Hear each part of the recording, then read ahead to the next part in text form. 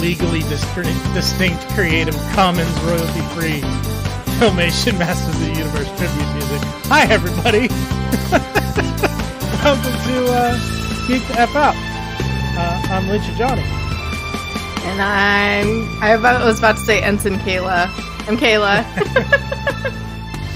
I am hearing an echo. Oh, I don't hear one. Oh, wait. Check my settings. No, it's because it went live in the other tab. I had the YouTube page up in the other tab and it went live. Anyways, hello everyone. Welcome to Geek the F Out. We are here to talk about Motu Revelation Part 1, and we are joined by two esteemed guests. We have the first person who we told that we were doing this was like, I absolutely need to be there, and that is none other than Brick Something. Welcome, welcome. I muted you, so FYI, you're going to have to unmute yourself. Okay. Do you want to say something? You want to say hi? Yeah, I guess so. Hi. No, yes, thank you for indulging me, because I really want to talk Revelation, because I have thoughts and it means a lot to me and my channel. So that's all. Yeah. And then we have Allison Troy, Retro Toy Princess over here. Also, big Motu fan. Hello. Welcome. Well, yeah.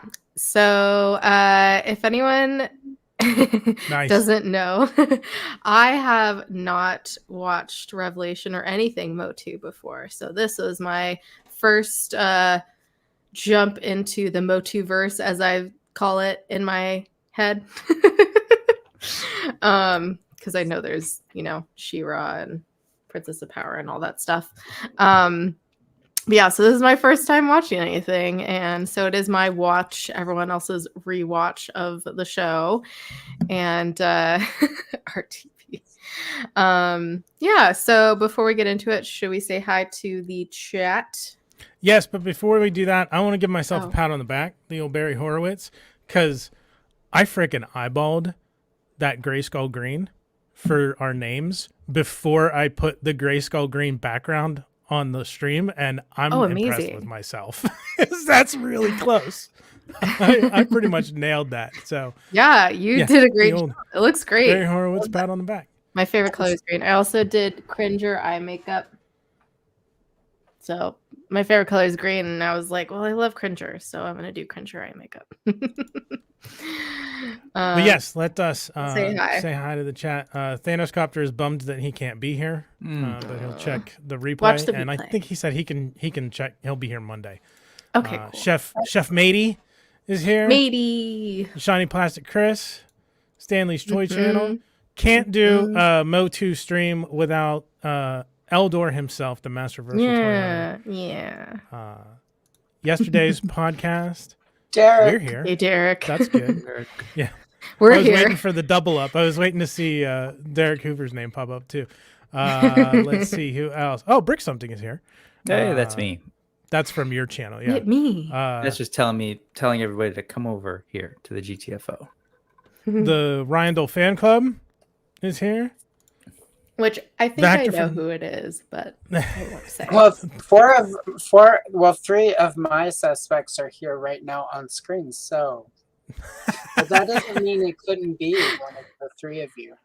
I mean, I'm a card-carrying member, but I don't have. If you want to, I asked you out here today. Oh, and we also have another co-host that will probably be doing this the whole time because he was sleeping 5 minutes ago, and now he wants all the attention. Later, Okay. What's his Motu name? It's gonna have to be Bassator, right? Bassator, yes. That's perfect. Vactor is here. Hello, Vactor. He was supposed to join us Vactor. tonight, but unfortunately can't. But he's here in the chat. Be here Monday, though. Kenzo's Creations. Kenzo. Allison Troy pulling double duty, also in the chat. Okay. And thanks, Vactor. Bassator. There we go. Well, welcome, everyone. Thanks for joining us. Johnny, you did great with the background and music and everything. I'm always so impressed by that because I can't do any of that stuff. And I've told Johnny, and I think I've said this on the stream before, I could never have done a channel without him because yes, I'm giving you attention because I don't know any of this like technical. I don't even know what the term to use for it. So yeah, very, very grateful for that. I am good at the social media and Yes, that stuff. And there would be no Instagram or Threads or Twitter posts without Kayla because I'm awful at it. Figuratively speaking, just stopped in. Hello. Welcome. Yeah, so before we get how the show is gonna go, we're gonna do like little background for everyone's history with the Motuverse, and you just do a little bit of that, and then we'll do episode by episode. Oh, Allison is gone. Hopefully she'll be back. Yeah, I don't know if you were here. She said before they've been having rolling brownouts, so she may be popping in and out. But if she disconnects, she'll be back as soon as she can. Okay. I just heard her come back in. There we go. There she is. Just, rolling brownouts, whatever. Yeah, blame it on that. Blame it on that. Yes. That's true. I wish it weren't. Yeah, so we'll go episode by episode. We won't go like scene by scene like we normally do, but I'll just kind of do a quick summary and we'll, talk about each one. And then I have lots of questions at the end, so we're going to have lots of stuff to talk about in a good way. Like, it's all good stuff. Like, I am so curious to know so much more about this universe. So like I said before, I haven't seen anything in the Motuverse before. This is my first the revelation is popping my cherry, as we like to say. And the only thing I have is toys, which I have a bunch now. I have Motherboard, which I know she was mentioned in this part, but I think she comes up in the second part, which I haven't seen the second part yet because I purposely wanted to wait for after this stream so I could kind of maybe do some predictions. So yeah, I have some Motu toys and some She-Ra, Tila, I have Sorceress, I have Mossman, I have Scareglow, I have Cosmic Skelly. I'm not at home right now, obviously, so I can't show them off. But I'll get into it more later, but it was kind of cool that like even without seeing anything before, I still knew some things and like knew some Easter eggs, which was really cool. And it was literally just from like what I know about the toys. So it was pretty cool. Go ahead. In chat, Stanley's toy channel has an excellent point where he says toys are a wonderful start. And it's really important, especially for you, Kayla, because you're new to this, to sort of understand for a lot of us, Motu started with toys. Yeah. There wasn't a cartoon when it first started. The cartoon came a little later. So oh really? I don't think I knew that. So there were mini comics. That's the only way we knew what the story was in the beginning. Coloring books, etc. And that was how we knew the story before there was a cartoon. So this is, as you start digging into it and you find people who like certain quote unquote lore, certain histories and whatnot, you'll start hearing things like pre-filmation mini comics. And the segue here for me interrupting you to say all that fine. Is Kevin Smith and the writers on Revelations did a really good job of pulling from all of these different lores. Which is one of my favorite things about Revelations, is it pulls from, if you like the mini comics history, they put some stuff in there. If you like the movie, they put some stuff in there from that. So for you, because this is your first Motu, I think it's going to be fun when you start digging a little deeper into it, because you're going to start seeing where all of the threads came from and the different histories. Anyway. Cool. That's good to know. I thought I was doing it wrong the whole time. I thought... I was like, I feel weird having these toys and haven't watched anything, but yeah, I guess I'm doing it right. Yeah, Kenzo said I'm doing it right. So I feel better now. I feel validated. So let's go around. Let's just do a very quick before we get into the episodes, because we have 5 episodes to cover. And like I said, I have lots of questions. Everyone give their little background with the Motuverse, the toys, the shows, all of that. Johnny, my co-host, I know is a huge fan. So you go first, and then Allison, then Brick. I do not remember life before Motu because I seriously, I don't. I was probably 3 or 4 years old in 83, 84 when I started getting toys for Christmas. I had Castle Grayskull, and I had I'm pretty sure I had all of the original 8-pack, because I know I had a regular He-Man and Skeletor and whoever else was on that. I don't remember the details of that, but you're in the right company tonight, though. I had so many. I had Castle Grayskull, had Snake Mountain, had Stridor and Night Stalker, and just like if it was Motu, I probably had it up until like the later waves. Hordak and Evil Horde. I had She-Ra figures too because I loved Masters that much. Like there has not been a time in my life where I don't remember Motu. And then there was a big gap until Classics. When Classics came out, the only reason I found out about Classics is because I discovered 2000X was on DVD. I bought the 2000X series on DVD, and they had the ad in there for the first Classics He-Man, Masters of the Universe Classics, and that's when I got back into collecting the figures again. I skipped 2000X entirely just because it wasn't on my radar, and that's when I really fell back into the fandom with the start of Classics in 2008. But yeah, I legitimately do not remember a life without Motu. Yeah, which is funny because I don't think I even really knew about Motu until, I don't know, maybe after college. I don't really remember. Like I had probably seen it, but I didn't really know what it was. Yeah. Okay. I Allison, remember. Sorry, one more thing. Go ahead. I remember You're having renting Secret of the Sword on VHS, the He-Man She-Ra movie, and like I wasn't allowed to touch any buttons on the VCR except play. Luckily, the VCR had an auto rewind feature, so I had to let it play to the end of the tape. Wait, that was And like a rule because was it because they thought you were going to record or something? Well, as a kid, I liked to push buttons, and I pushed buttons so much I broke stuff. Okay, gotcha. So is that an actual T-shirt, Kenzo? I don't recall them, but so I would wait until the tape hit the end and auto rewound to the beginning, and then I just hit play again, so the tape would start over. But I watched that VHS movie a lot. That probably means whenever you hear that pop song from The Secret of the Sword, it really takes you back.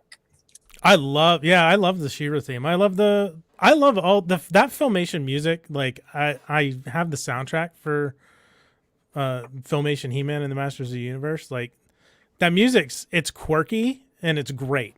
Yeah. But I think that's a perfect way to explain a lot of Motu. It's quirky and it's great. Yeah. Honestly, it's like not even, well, at least this wasn't even that quirky.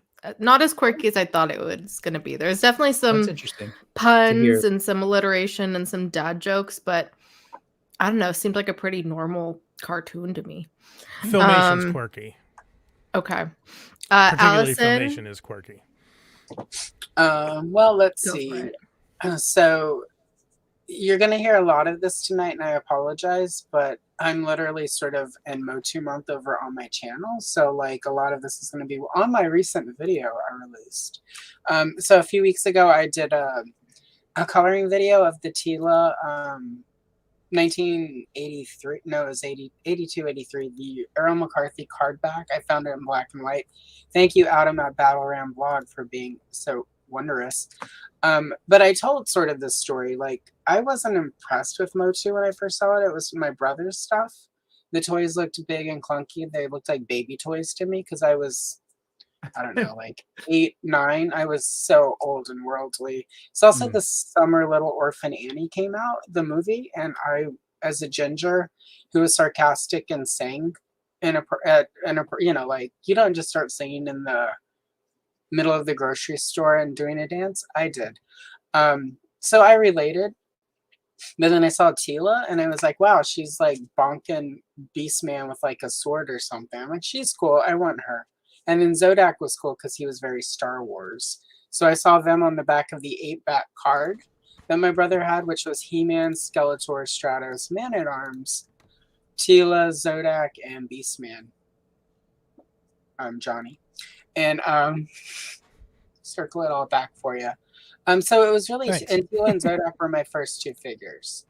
I got those for my birthday, like probably 83, since they came out at the end of 82. Like that was, those were my like with my birthday money, I bought those. There's obviously other presents. We had just entered my dad making a lot of money. So Motu hit at the right time because there were a lot of toys to buy. But those were my first 2 figures. So for me, it's always Tila and Zodak. Which is why I loved Revelations, obviously, with all the Tila-ness. So yeah, but and like then I moved to Princess of Power because She-Ra was a little cooler, in my opinion, than Tila was at that point. Because I'm not a huge fan of Filmation, and I felt like Filmation kind of toned Tila down in some ways. But I like She-Ra a lot. So Motu, and that was sort of where I was when I stopped playing with toys and became a teenager. So yeah, Motu, Princess of Power, that was sort of, Star Wars was where it began, and Motu, Princess of Power is where toys ended for me. So, so it's, Gotcha. sort of a big deal. And obviously, I'm on the internet talking about Motu and Princess of Power all the time. So obviously it's still a thing. Mm-hmm. we love the new Apple things. Sorry. You're fine. I just did one too. Especially because I literally just updated my computer. Okay, speaking of Brick, it's your turn. So Motu. When I was conscious, the house was all about Star Wars. My brother is 5 years older than me, so he had already kind of like pushed mom and dad to buy those figures. And so shortly after that, G.I. Joe came out, and that became sort of our shared thing. So between the Kenner Star Wars and G.I. Joe, that was what we were supposed to collect. And my parents had very clear rules. Like, yeah, that's what we're getting you. That's it. So anything else was like kind of off limits. Don't even think about it. However, there were aunts and uncles, particularly one aunt, rest in peace, who would often, she was the youngest sister. She was my mom's youngest sister, often kind of like take us to the mall. And my brother taught me this trick that you could kind of convince her to maybe get you some of the other toys that we weren't allowed to get. And so he came home once. There's with always that one relative that will do that. So he came home with a He-Man. I was like, what is that? Like, it's the classic stuff you see on all those documentaries about how they designed the figures. Because, Kenner Star Wars 3.75, 5 POA literally stood like this. Then G.I. Joe 3.75 O-ring. Ooh, they can do this. Ooh. And then all of a sudden, this like bigger 5.5-inch, ridiculously muscular, half naked dude comes out, and you're like, what is that? And so, of course, like my brother can't just have all the fun. And hey Tita, can I get one of those too? So I got Skeletor, and that was my first figure. Loved it. Wow. We didn't get a ton after that until my 6th. It was like shortly after that, my 6th birthday, August 82. And here's the weird thing. I never asked for this. I got to ask my brother. He must have asked. He must have convinced my parents. Like, and they like, what should we get your brother? I'll do this now. Yeah. So I feel Motet like Manut. Motet Manut. He was like, I think, I'm assuming he convinced them to get me Castle Grayskull. It was a joint gift. I remember it was like him, my grandparents, and my aunts and uncles. So I think that was probably what happened. I still remember. They were like, okay, you're done with the gifts. Great. Oh, by the way, can you go grab that thing behind the couch? It was one of those. It was this giant box. Epic. So I still remember it. Love that thing. We didn't have many figures for it for a while. But anyway, that's my history. And then didn't really get anything for a while. We didn't, like I said, we didn't collect. I had that aunt's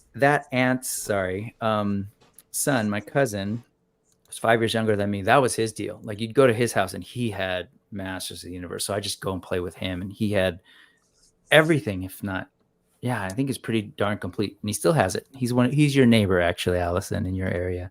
Oh. And anyway, I love those toys. Love the vintage Masters of the Universe through him. Grew up, fast forward, again, didn't really get much. I loved the Mike Young Productions cartoon, which you'll hear referred to as 2000X. That like the way sort of Allison described it, kind of took bits from the Filmation, some other things that were planned originally for the toy line, and kind of blended it into kind of a newer version of the story. And some of that ends up here. I was really intrigued by that, but it was really hard to watch just because of the way they aired it. So I couldn't really follow it, and I didn't have cable at the time. And then eventually, once like the internet was fast enough, I figured out how to download that and just went through it and loved it. Then Motu Classics, I was able to, I think it was, I forgot what year at Comic-Con, maybe 2008 or 2009, where they're making a big deal about like, hey, like check out this at the Mattel booth. There was a big display, and I was like, what are these? Like, they're making Masters of the Universe figures again. And again, just like going back to my kid life, they went from 5.5 inch to like 6.5 inch, almost 7 inch. And I'm just like, what are these things? Way over average. I know. And keep rubbing it in, Kayla. And then those, I'm sorry, I'll end quickly, but those were all designed by the Mythic Legions folks, right? The 4 Horsemen. Yeah, they designed and sculpted it and worked on that whole line. And I was just like, what is this? And that all of that is important to me because it's kind of where I landed today. And I'll just share this last thing. When Revelation came out, why I said in the intro why this matters to me. One of the reasons is because the very first video on my channel was actually about King Grayskull from Masterverse. The very first video was about that figure. And part of the reason I was motivated to start a channel and talk about that figure in particular was because of all the like other sketchy coverage I was seeing about this show and that figure in particular. Just call a spade, racist coverage. Because that's an interesting term. But yes. But yeah, just that like people were hating on the show before the show came out. People were finding all sorts of reasons, including the changing of King Grayskull. And so anyway, not my Grayskull. That's where I'm at. And I love this shirt. Again, to go back to that 6-year-old gift, this was a sticker at the bottom of on the floor of the Castle Grayskull playset that Super 7 turned into a t-shirt. And that's cool. That's awesome. Love it. So I have a couple questions before we get started. I wanted to ask everyone if you didn't just rewatch it now. Oh my God. That was from yesterday's podcast, real quick. Just that's the 40th birthday cake. No way! That's amazing. His wife Shauna got it for him for his 40th. So. Oh my God, that's awesome! Amazing. Awesome cake, great wife, obviously. Yes, 10 stars. I love the vines too. On the that's awesome. That's the brown. cool. That's cool. Pretty good cake. Very cool. So if you guys didn't just rewatch it, or I guess you can still kind of say this before the rewatch, but like any kind of like memories or first impressions from part 1 that you may have, or I don't know, just in general. I was just glad to see animated Masters of the Universe on a screen again. Like, it's just happy to have more Motu animated. What about you guys?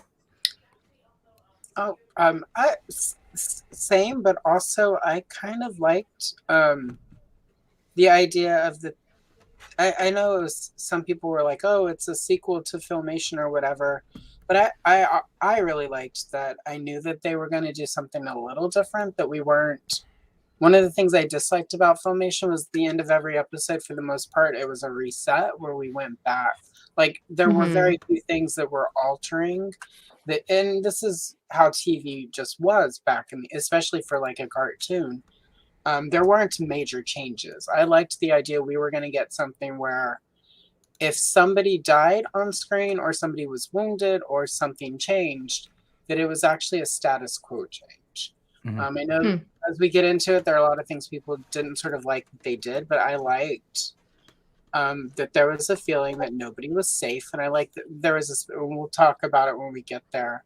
Yeah. But there were a few things they did that freaked people out. And I think that there was a negative reaction because people were expecting a sequel maybe to Filmation. Well, the people who had a non-disingenuous negative reaction to it. Yeah. I'm going to focus on them, not the people who are just unhappy because of reasons.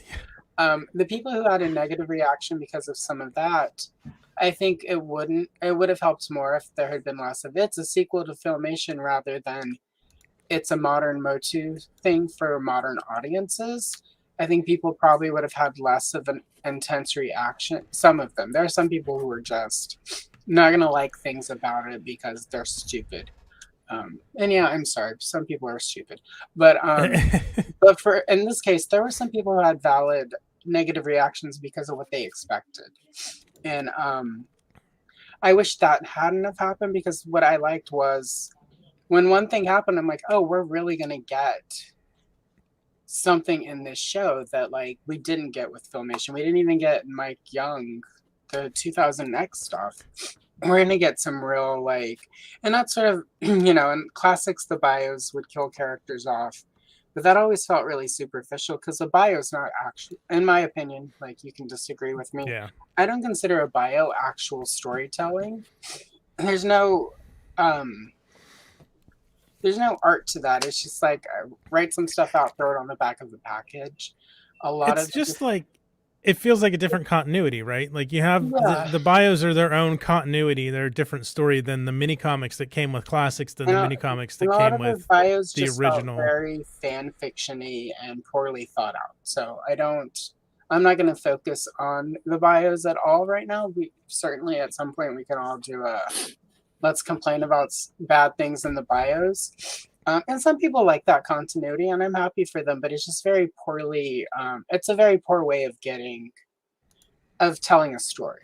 And so for me, a lot of stuff felt gratuitous and just certain people wanted a certain hardness to it. And like, we need to go hardcore with this. So we'll have Mermista decapitate Merman. I was wondering about that because it wasn't. It was, yeah, we'll get into it more, but it was very. It was a lot different than I was expecting me because I was expecting it to be more hardcore, but it was more heartfelt.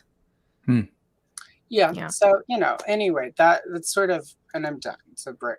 Okay.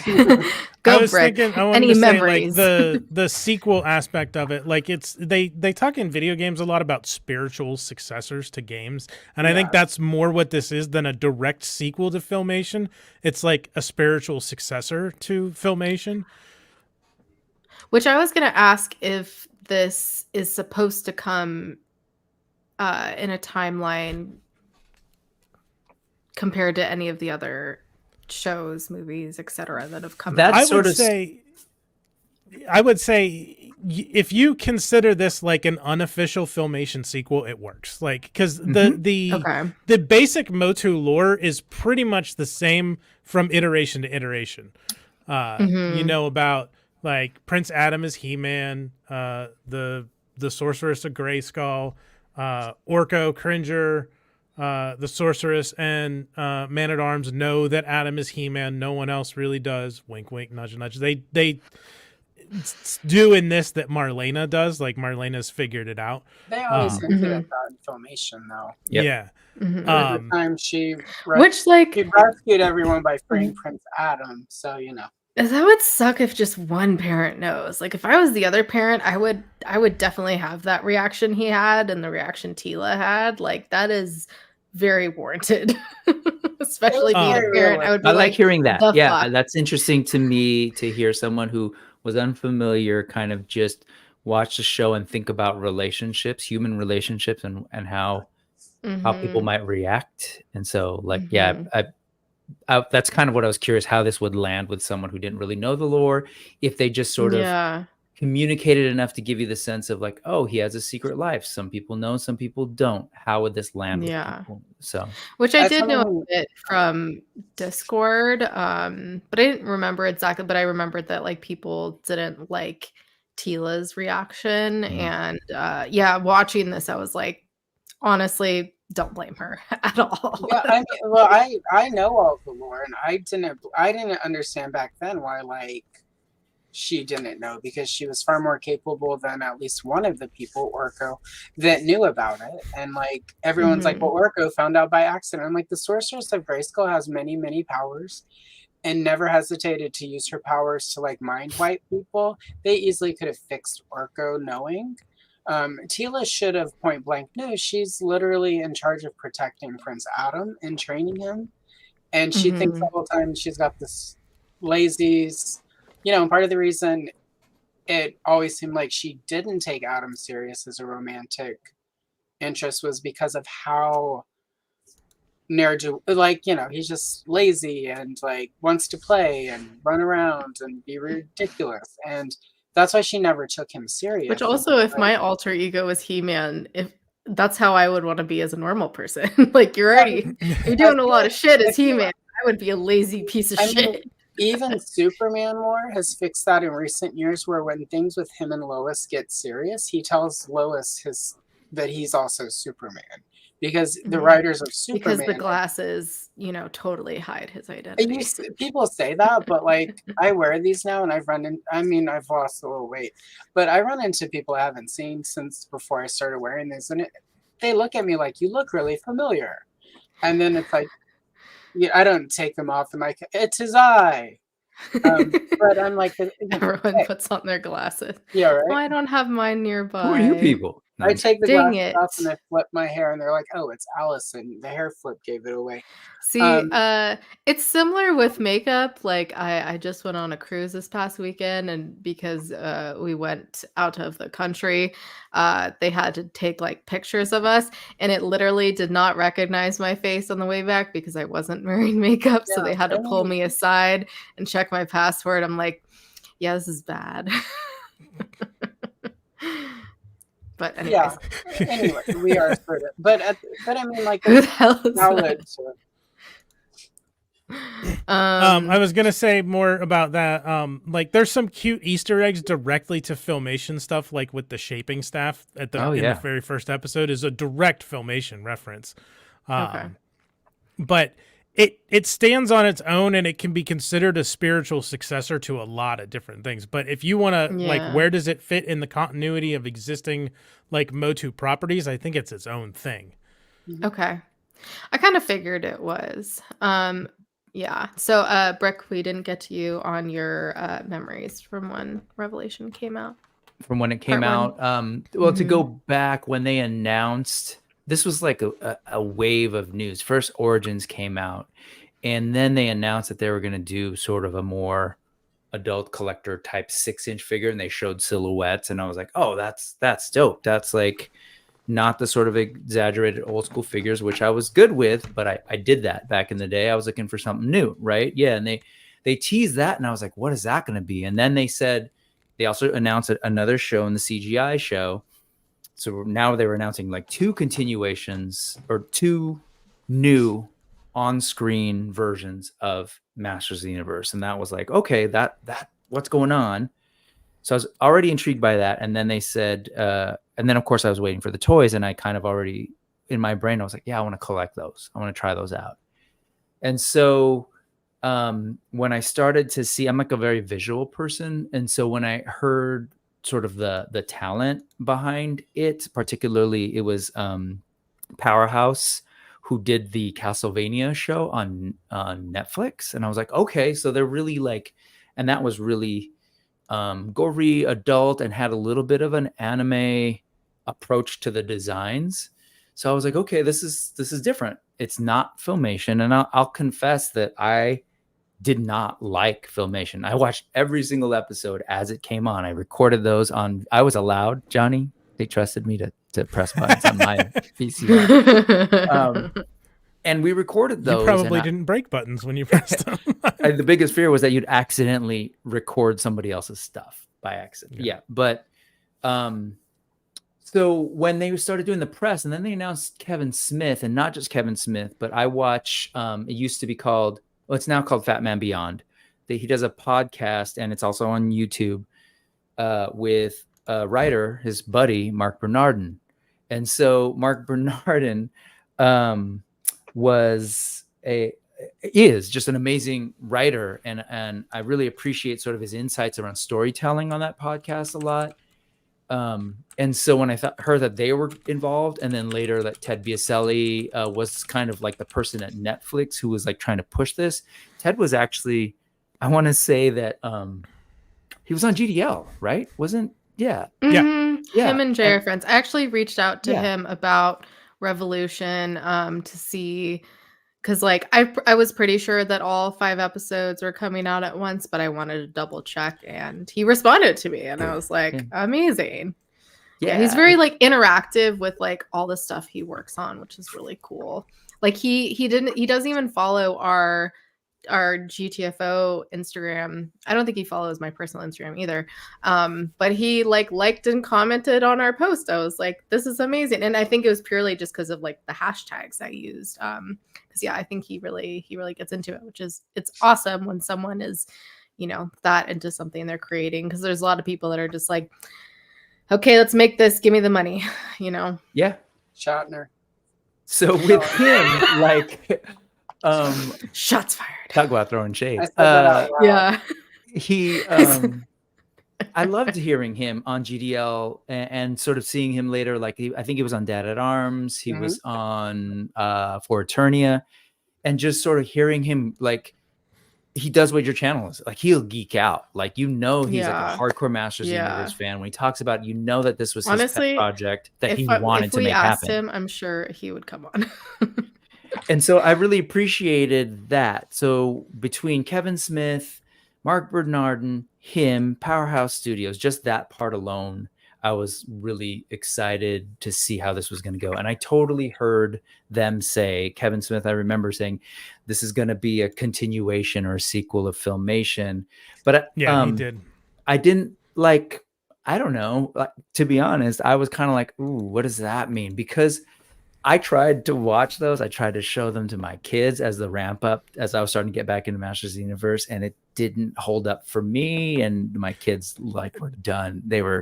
I couldn't watch it with them because they were like getting angry, and first it was laughter, confusion, and that's just them. It's a different era, right? We're talking like, it's a completely different era. However, there are nuggets in that Filmation and the overall story stuff that I really like, and so to me, this was like, ooh, are they gonna maybe bring this into like a format where, like, I love that old stuff and it's still there and it's still in play? Because I do think, as Johnny kind of said, like, it still works. To me, this is like after years of adventuring through Filmation, and we're now at this point where, like, finally Skeletor wins or gets clever enough to do something really powerful and impactful, to the point that drives, and we'll talk about it when we talk episode 1, that finally drives He-Man to kind of, do something, have a reaction and use his power. Maybe. So anyway, so then it creates all this drama. It's sort of like, okay, what if we just took off all the, like, the need to make it for kids, even though I think it's kid friendly, but to take all the need to just make it like kid-like and like, oh, let's have a little, hey, at the end of the adventure, let's make sure everyone's safe. I don't know if you've ever seen any of those. Oh, it sounds like you've never seen any of those, Kayla, but at the end of every episode, there's like a lesson and we tell you about like what's going on. It was very There's much a lot of shows growing up. I just started watching. I found out that Wishbone is all on YouTube, so I just started watching it. Yeah, that was my comfort like, show on the way home because it was very traumatizing. I'm like, I need something comforting. on the way home today? No, from my trip. Oh, my 31-hour journey home. Oh, well, just that, like, there were things like he couldn't use his sword because of concerns about violence. Like, there was a lot of stuff that really frustrated me as a Motu fan of the toy, because you'd read those comics and it was like, oh, he's got a battle axe, he's got a sword, and like, oh, in my brain it was like 80s barbarian, He-Man, I'm sorry, Conan, Beastmaster, the Barbarian Brothers, like Red Sonja. It was all of those kinds of things that in my brain when I was looking at those old Alcala mini comics, that's what He-Man was. And then he came to the cartoon. He had a page boy haircut. He was very like Superman Boy Scouty, like, hey kids, and it just didn't click for me. But like a good child of the 80s, like I fell in line. Captain America's and just watched it. Huh? Captain to meet Chef Matey's comment, Captain America's like PSA that he did. Well, totally. That was part of sort of the requirement to make cartoons based on toys, because it had been illegal until during the Reagan era when they deregulated a bunch of stuff. But parent groups and educators were like, hey, like, so it had to have religious educational content. And there were religious groups. People forget, but there were religious groups who, even with all of that, protested stuff like Motu because it was quote unquote satanic or even with Harry Potter, they did that. I'm like, it's a made up story. Sort of that sanitized PSA stuff that they put in Filmation.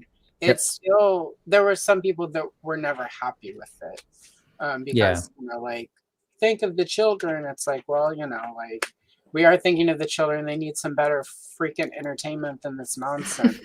So I'm just saying, there was some not so great stuff that fit before I think maybe the regulations could have been a little less loosened, but there was some nonsense for this kids. I remember before. I know how you read that. Yes.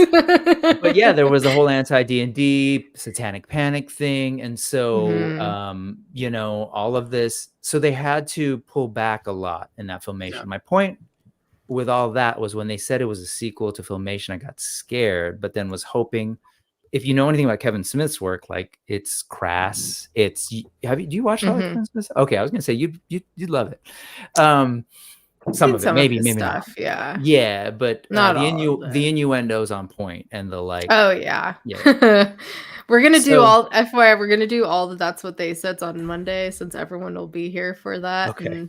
And, like I mean, some are obviously on purpose. I needed to line up, so if Thanos is here, he gets, and you know exactly which line I mean. But we need Thanos to get that. Yeah, I want to. Yeah. Anyway, she hasn't got there yet. That's part 2. Yeah, I haven't watched part 2. If it falls to me, I'm passing to Thanos. But I know about it. Well, how could you not? So I was just gonna say, back at Filmation, they weren't allowed to use a sword. You saw how they use the sword in this, even in the first episode, right? The sword is a sword. It's sharp, and as Kevin Smith says, stabby stab. Like, there's a lot of stabby stab, fighty fight, punch punch. And so blood. Yeah, they were saying that that's how they would write in the script. They're like, we don't have to describe fights because Powerhouse will figure that out. Like, they Powerhouse gave them, I was like, don't worry, we got the fighting thing. So they would just write fighty fight, and then Powerhouse would sort of figure out how the fighting happened. So anyway, it's just like, I was excited, but I was also a little bit like confused as to how it would work out. When I finally saw it, I was like, oh wow, I get it. Like, it's a mix. And we'll see it as we talk in the first episode, but like even some of the things that were like a little grating for me in Filmation, particularly, Cringer sometimes and Orko, they used it to great effect, especially if you're able to sit through the entire thing and sort of see where each of those characters go. And anyway, that's my recollection. Let's I love get how to it. Cringer and Orko are my favorites. And also, when someone said like Merman reminds me of Batman, I had to look up who voiced Merman. I was like, oh, Kevin Conroy. That makes sense. Rest in peace. But I didn't realize that Orko was voiced by Griffin Newman, who does the Blank Check podcast. And I Orko, love. I And said, like, was grading. No wonder for why I me. like him. I said Orko was grading for me in Filmation. He's like one of my favorite pieces of this show, what they were able to do with that. Yeah, I love his character so much. I did not like Orko I was at really all. deciding between Orko and Cringer makeup, but Orko is a little difficult. Just big O. But I guess. But yeah, so shall we get into the episodes? Yep. So the first episode is The Power of Grayskull, and I'll do a quick summary, and then I'll get into my notes and then can kind of talk about it in general. So the summary is, during Tila's ceremony to become Man-at-Arms, He-Man gets alerted by Sorceress that Skelly is trying to get or take over Castle Grayskull. And everyone goes to the rescue. Do not put me in the big... Okay, I was like, don't put me in the big screen. I should be getting mine soon. Everyone goes to the rescue and fights while Skelly and He-Man fight. Skelly tricks He-Man into unlocking the secrets of Grayskull, which He-Man tries to contain with his sword, and they both end up disappearing / dying, as we find out. And the king and Tila learn his secret identity, and Man-at-Arms is banished, and Tila gets upset and leaves. And that's pretty much the first episode. There's a lot in between, obviously. But my first note is this music is very a la Rings of Power sounding, and then I looked it up, and it was Bear McCreary, and I was like, oh, okay, well, obviously they both did the music, which I knew because I had seen someone do a poster story with the Revelation music, and I saw Bear McCreary, but I had forgotten about it since then. So that was cool because I love his music in Rings of Power. But like my next note is I love how Tila and Sorceress were already like main characters in this episode, and it's not just like focused on all the men, focused on He-Man, because like that's kind of what I was expecting it to be. And I didn't realize Cringer was going to talk, so that was very exciting. And then I was like, damn, these puns, so many dad jokes. But they weren't that bad. Like at first I was like, oh no, there's going to be a lot of these, but honestly wasn't that bad. And then one of my first questions is like I totally thought that Castle Grayskull was run by Skeletor. So I was like, wait, he's trying to get to it? So I was very confused, but so that was interesting to learn. And then also, speaking of Skelly, Mark Hamill crushes it as Skeletor. Like, such a good job, especially after seeing him in person at the Fan Expo and like hearing him do his like Joker impressions and stuff. I'm just like, oh, you're so talented in so many ways. Let's see. And then and I said, so a girl can be Man-at-Arms? That's cool. And then I was like, I love Prince Adam's Sailor Moon transition into He-Man that they did. Yeah, they Power of Grayskull. they added the like the swirl around with the like translucent blue effect is a little different than the transformation scenes I've seen, but I mean it was good. I'm all but that harkens back to like that henshin tokusatsu kind of stuff, which like And that's probably He-Man is probably the root of my Power Rangers and Sentai fandom. Like all those, that's one of the things I really liked. Sorry, tangent time. I really liked about the CGI He-Man and the Masters of the Universe was the sharing of the power between all the people. It was like Yeah. a Masters of the Universe tokusatsu. It was great. But You're talking anyway, about the CGI. the CGI one. Yeah, Yeah. yeah, that one. Oh, so good the way they did that. And We I all love have Ram the Man. power. Yeah. Love Ram Man. Crass is Ram Mam. Crass is great. Anyway, And continue. oh yeah. And then I like how Cringer transformed too, which makes more sense why when I've seen the toy, I have seen him referred to Cringer or Battle Cat. So I'm like, okay, this makes a lot more sense now. Which I thought was so funny during the transformation. He was trying to run away. And He-Man's like, no, you got to change too. And my next note is Skelly and He-Man fisted each other. Hee hee. And then I wasn't expecting to see Mossman, which I mean, in this episode, we see him more in his like toyetic form. Well, at least the toy I have in the later episode, in the last episode. But I wasn't expecting to see him. But I loved Skelly's like, oh, smells like pine. I'm like, oh, I get that reference. Smells like pine. I was so excited. I was like, oh, I get it because the toy smells like pine. And then I was shocked that it wasn't a castle after all. It was just the Hall of Wisdom. Hall of Wisdom. Sorry, we just kind of glossed over the Moss Man, but he says that after burning him to a crisp. How did that like for you? Was that the moment where, because you said earlier I was expecting it to be dark, and then it was like a lot of dad jokes. I was then all of a sudden you expecting him see someone to still burned to death. live somehow, especially because he's like a plant. So I'm like, where does he end? Is there more of him somewhere? And also because I didn't believe that He-Man and Skelly were dead either at the end. So, obviously find out later that he was dead. But still an arguably pretty adult thing to put on screen to see someone burn to death. Yeah. No? Hey, I just wondered because that wouldn't have been in Filmation. For me, growing up, like cartoons were cartoons. Like even just like regular shows, I kind of disassociated things. So I have that different perspectives that probably some kids don't have. I also watched a lot of war movies as a kid, so like desensitized me real quick.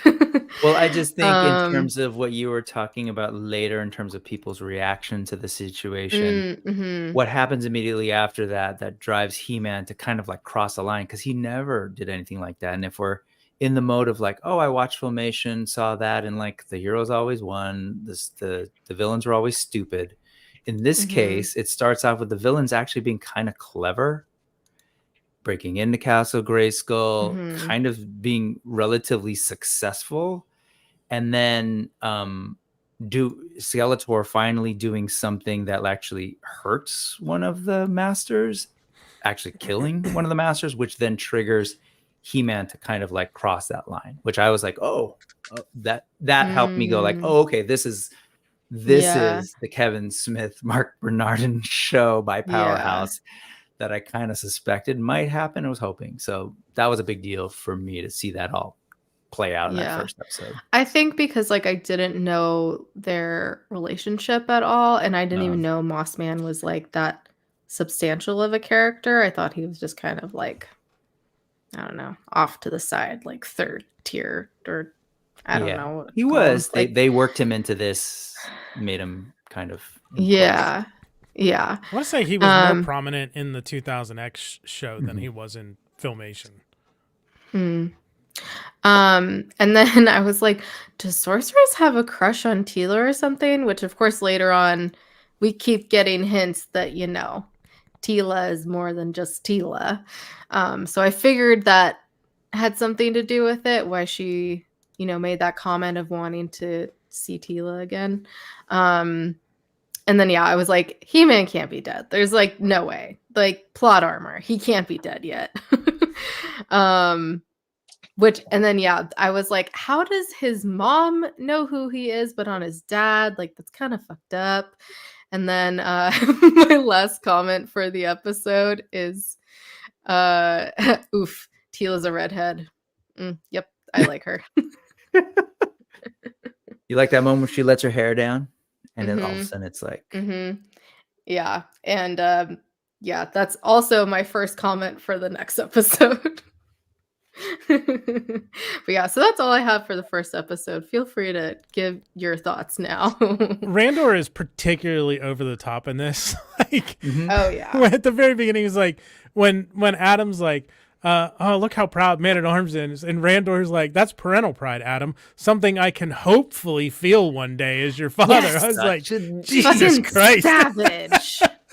They turned it up to 11. Which I'm also I will say one other thing is, like, watching this, it felt like I should have watched another show before this. Like, I felt like I definitely was missing some background, because it really just like throws you into it. Yep. Like, you learn about his secret identity, so then like for you it's like not like, or sorry, for me it's not really a lot of build up, plus I already knew that. But there was a lot of other stuff just with like Tila and He-Man and Tila and Adam's relationship, and who knew about the secret identity, who didn't, who He-Man has been like friends with, and Mossman, and just like the history with Skeletor. Like it felt like I was missing all that, but at the same time I was still able to follow it and like feel a lot of those emotions. Like, I didn't feel it as much with Mossman, but with all the other stuff that happened, like with Tila feeling betrayed, with He-Man and Skelly disappearing or dying at the end. I was still able to like be in it and feel all those emotions. But it's still, at the same time, I was like, I want more background on this. They kind of front loaded the series with all the references, like, because we got Fisto and Clamp Champ in this. There was Rotons, the Bashosaurus was in it, like all those Easter eggs of toys that never made it to screen before or were briefly on screen. I don't think the Bashosaurus was in Filmation at all, and characters that may not have been. They really kind of front loaded it with all the stuff that people were expecting, so that then they could go in their own direction. I was actually going to ask at the end, but since you brought it up now, if there were any toys that were made at the time that weren't in anything previously that showed up in Revelation. Bashosaurus was one of them. Is there any that... Roton, I don't. Or like variations of certain characters. Yeah, Bashosaurus definitely. I mean, it came out in '85, and Filmation had stopped production on He-Man and had moved to She-Ra at that point. Clamp Champ was never in Filmation, was he? Nope, he was too late in the game. Clamp Champ was not ever in the old series. Let me double check really quick. While she's looking at that, the main things. I mean, Roton, I don't think was ever in the Filmation series, and they didn't work it into She-Ra for sure. Because they did do that with some of the toys, where they would work them into Princess of Power, just so that they could advertise it. Night Stalker, yeah, because we had Stridor was in. I was gonna ask about Scareglow. Yeah, Scareglow was Scareglow and Clam Champ, and were both 86 figures. So they were after even She-Ra had ended. So that whole wave, none of those were in the old cartoon. Okay. Ninja, which is perfect because I have a Scareglow. Blast Attack comes up in these, and he was he had never appeared in the old stuff. So. They really know what they're writing. I think they know. Like Fister. Come on. Of course. Oh, totally.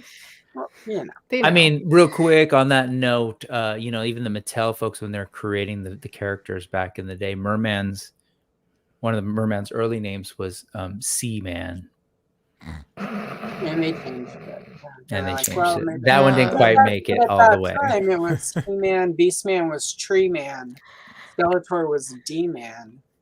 I mean, and, yeah, so like at that point, D-Man. everyone had man in there, you know, like, and you know, like, because that was when Masters of the Universe was intended to be more of a, almost like an Action Man, G.I. and not like, Yeah. like where A it was like general you character, bought, generic character. there were like 4 to Mhm. 8 basic characters, and then you bought accessory kits to make them into different characters. So it changed and became what it was. But originally, it was just like you've got Tree Man, which aka Beast Man, and then you go by the Tree Man action sets, and then he's sort of a different character. So that kind of got lost really quick because of just how Motu evolved. But yeah, so a lot of them, you know, Seaman, like, you know, they did change that to Merman, but when they were developing that, I'm assuming like there were plans where it would wait year 2 of Motu would have like, here, get Seaman's Under the Sea like octopus set with all the octopuses, you know, like whatever. Octopussy. The James Bond song we needed but never got. Imagine a blast attack from Seaman. Anyway, sorry. Blast attack and Seaman. Lead a giant raid on Fistic. I'm curious because I don't have like any background with them, obviously. I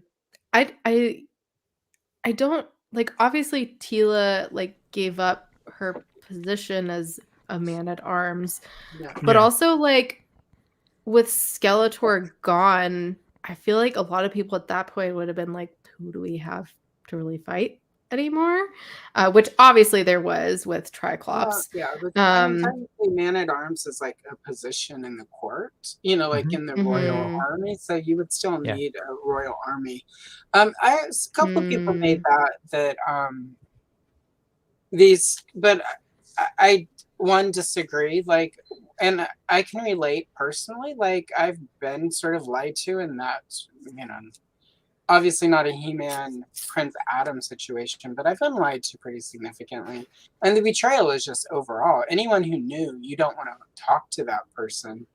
And as far as, you know, like if it's a romantic type person, I don't want to hang out with his dad. I don't care how good his parents were. Fuck those people. Like, all of you get out of my life. Like, Tila's reaction is hard when it's the parents. Is normal for somebody who's actually been betrayed. It's not how we expect fictional characters to react, because it's a pretty normal reaction. Exactly. To being I felt it was very human. 19 years old in the canon. Even in this, she's not even 21 yet.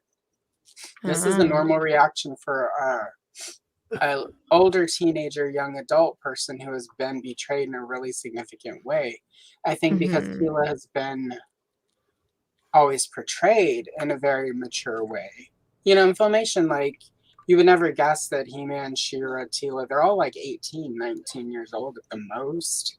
Like, you would never guess that because of how they're designed. Puppies having dreams. But these are teenagers. Like, Tila has a very normal teenage reaction to somebody who's done everything right her whole life, been super strong, never, you know, like, she's never turned evil, or, you know, when she makes mistakes, or normal mistakes, she learns from them. She's like that kid in your high school. She was like straight A's every assignment, on time, every group, every club, overachieve, and then one day like realizes, what the F am I doing here? Like, I'm not and everybody sucks. So I think it's a normal real world reaction, and I think a lot of people have a hard time adapting real world to like fictional characters. So it's I got it, because I literally have been there.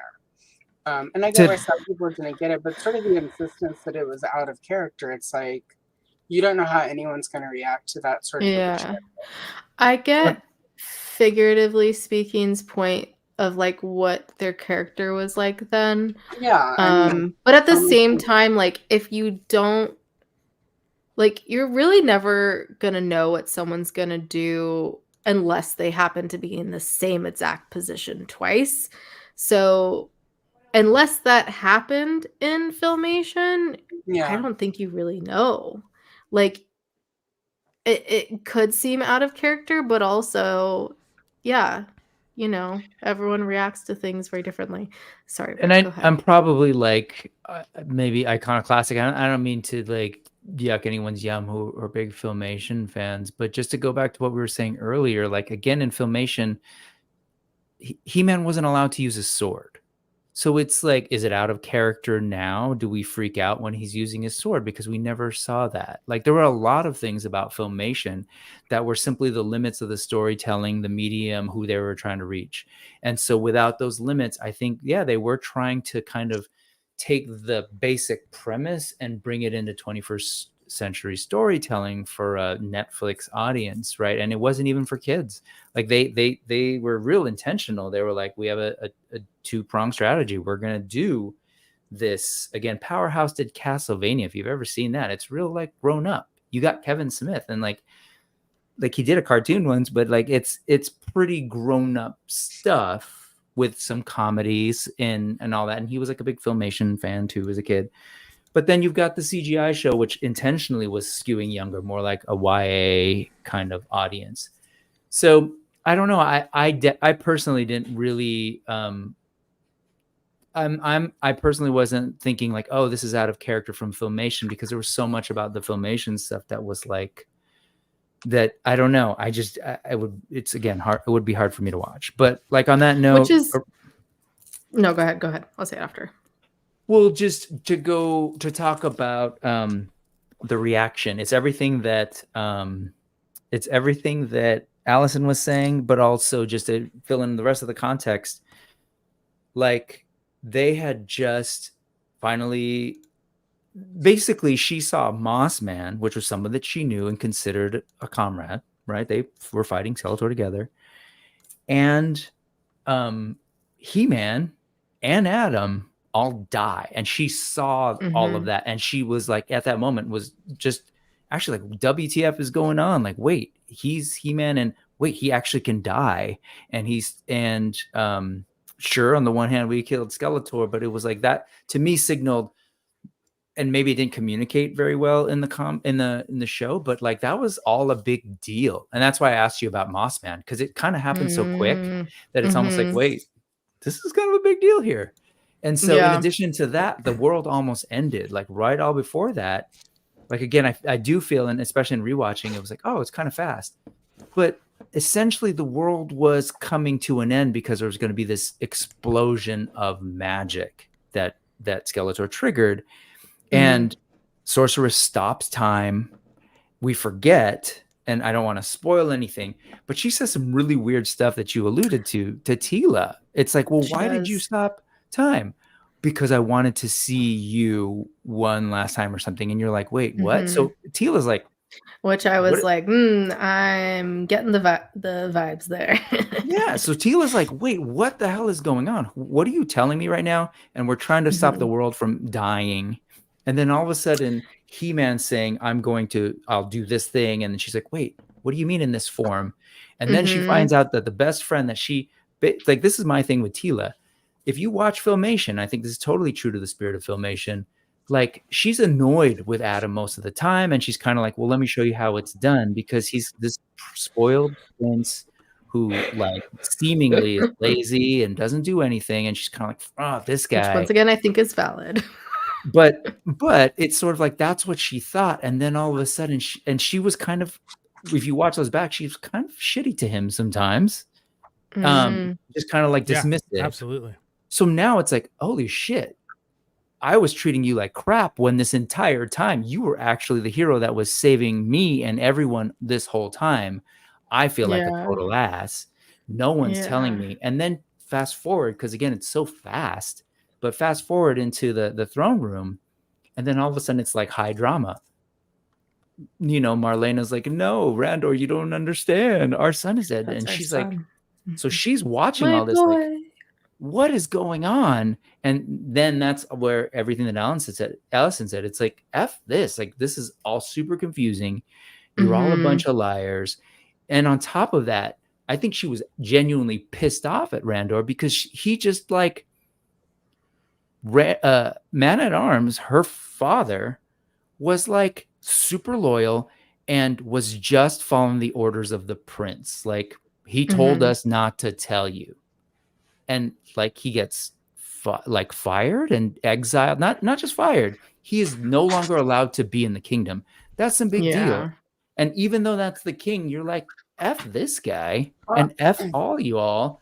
I'm out. I thought that flips was the a table bit and leaves. extreme, but also like in the heightened state of emotion. Like, that's gonna happen. Sort of pigtail on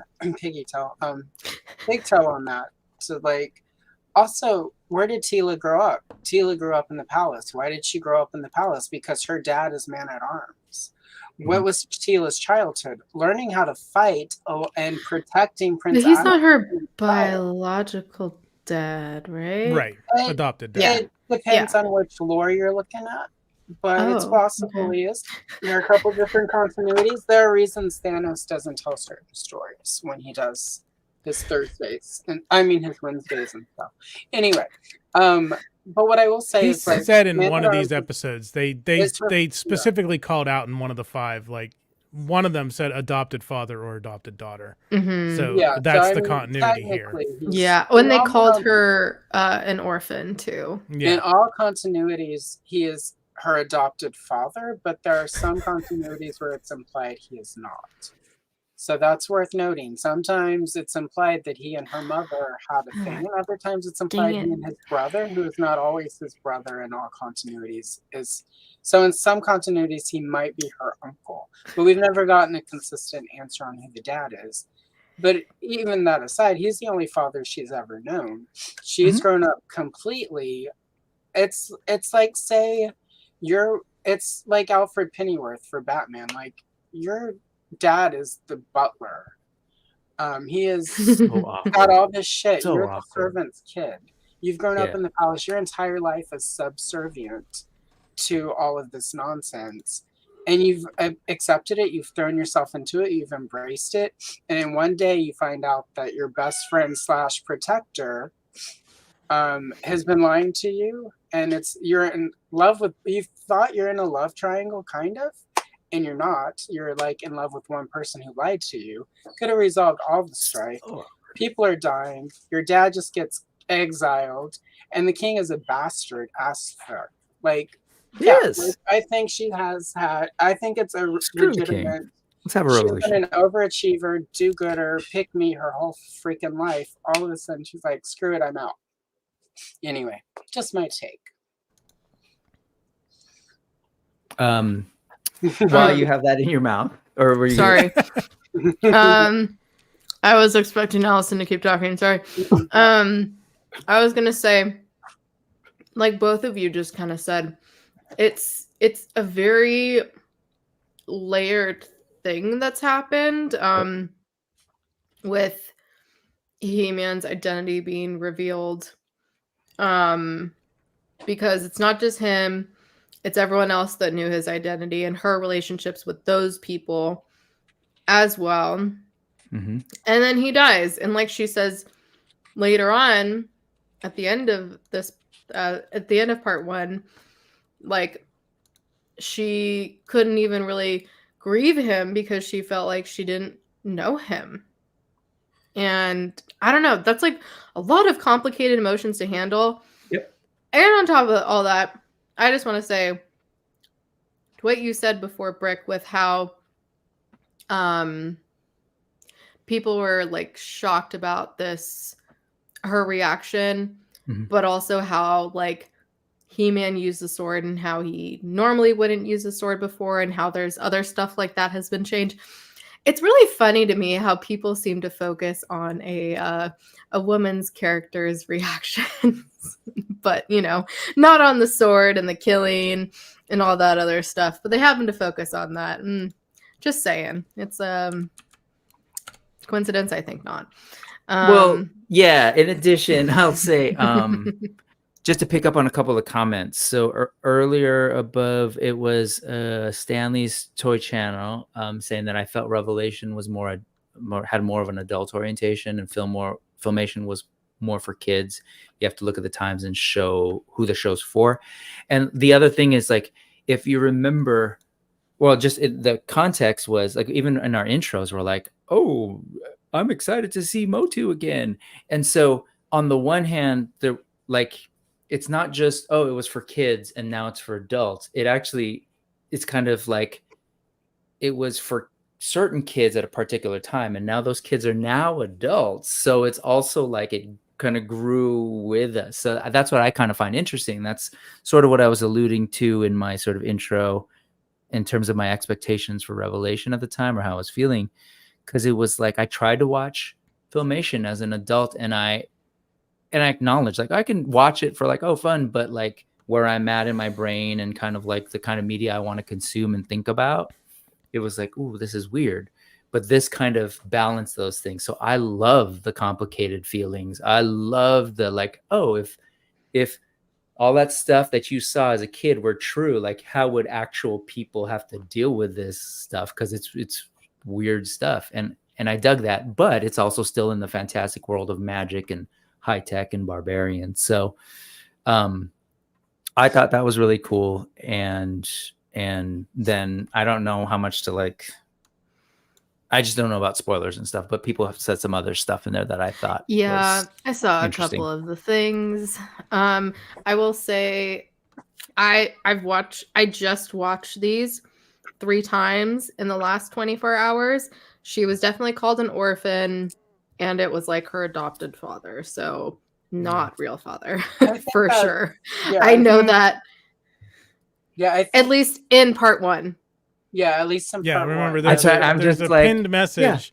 Try to that's why I keep kind of part chatted 2 it. spoilers out of it, because Kayla has not watched part 2 yet. Yeah. And some Yeah. Filmation stuff. I think some of the spoilers that you saw, Kayla, were Filmation spoilers, so that might not be the way they go with it. Yeah, Filmation. Yeah, I've been trying to stick to. I think I saw the one that popped up.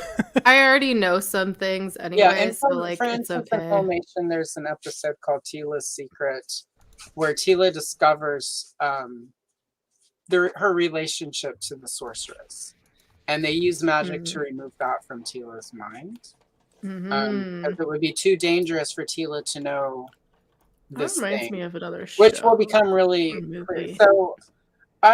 For me, I Buffy? also play, even though Tila doesn't remember that thing. I feel like there's emotion. Like, I don't know that wiping her memory would remove emotion.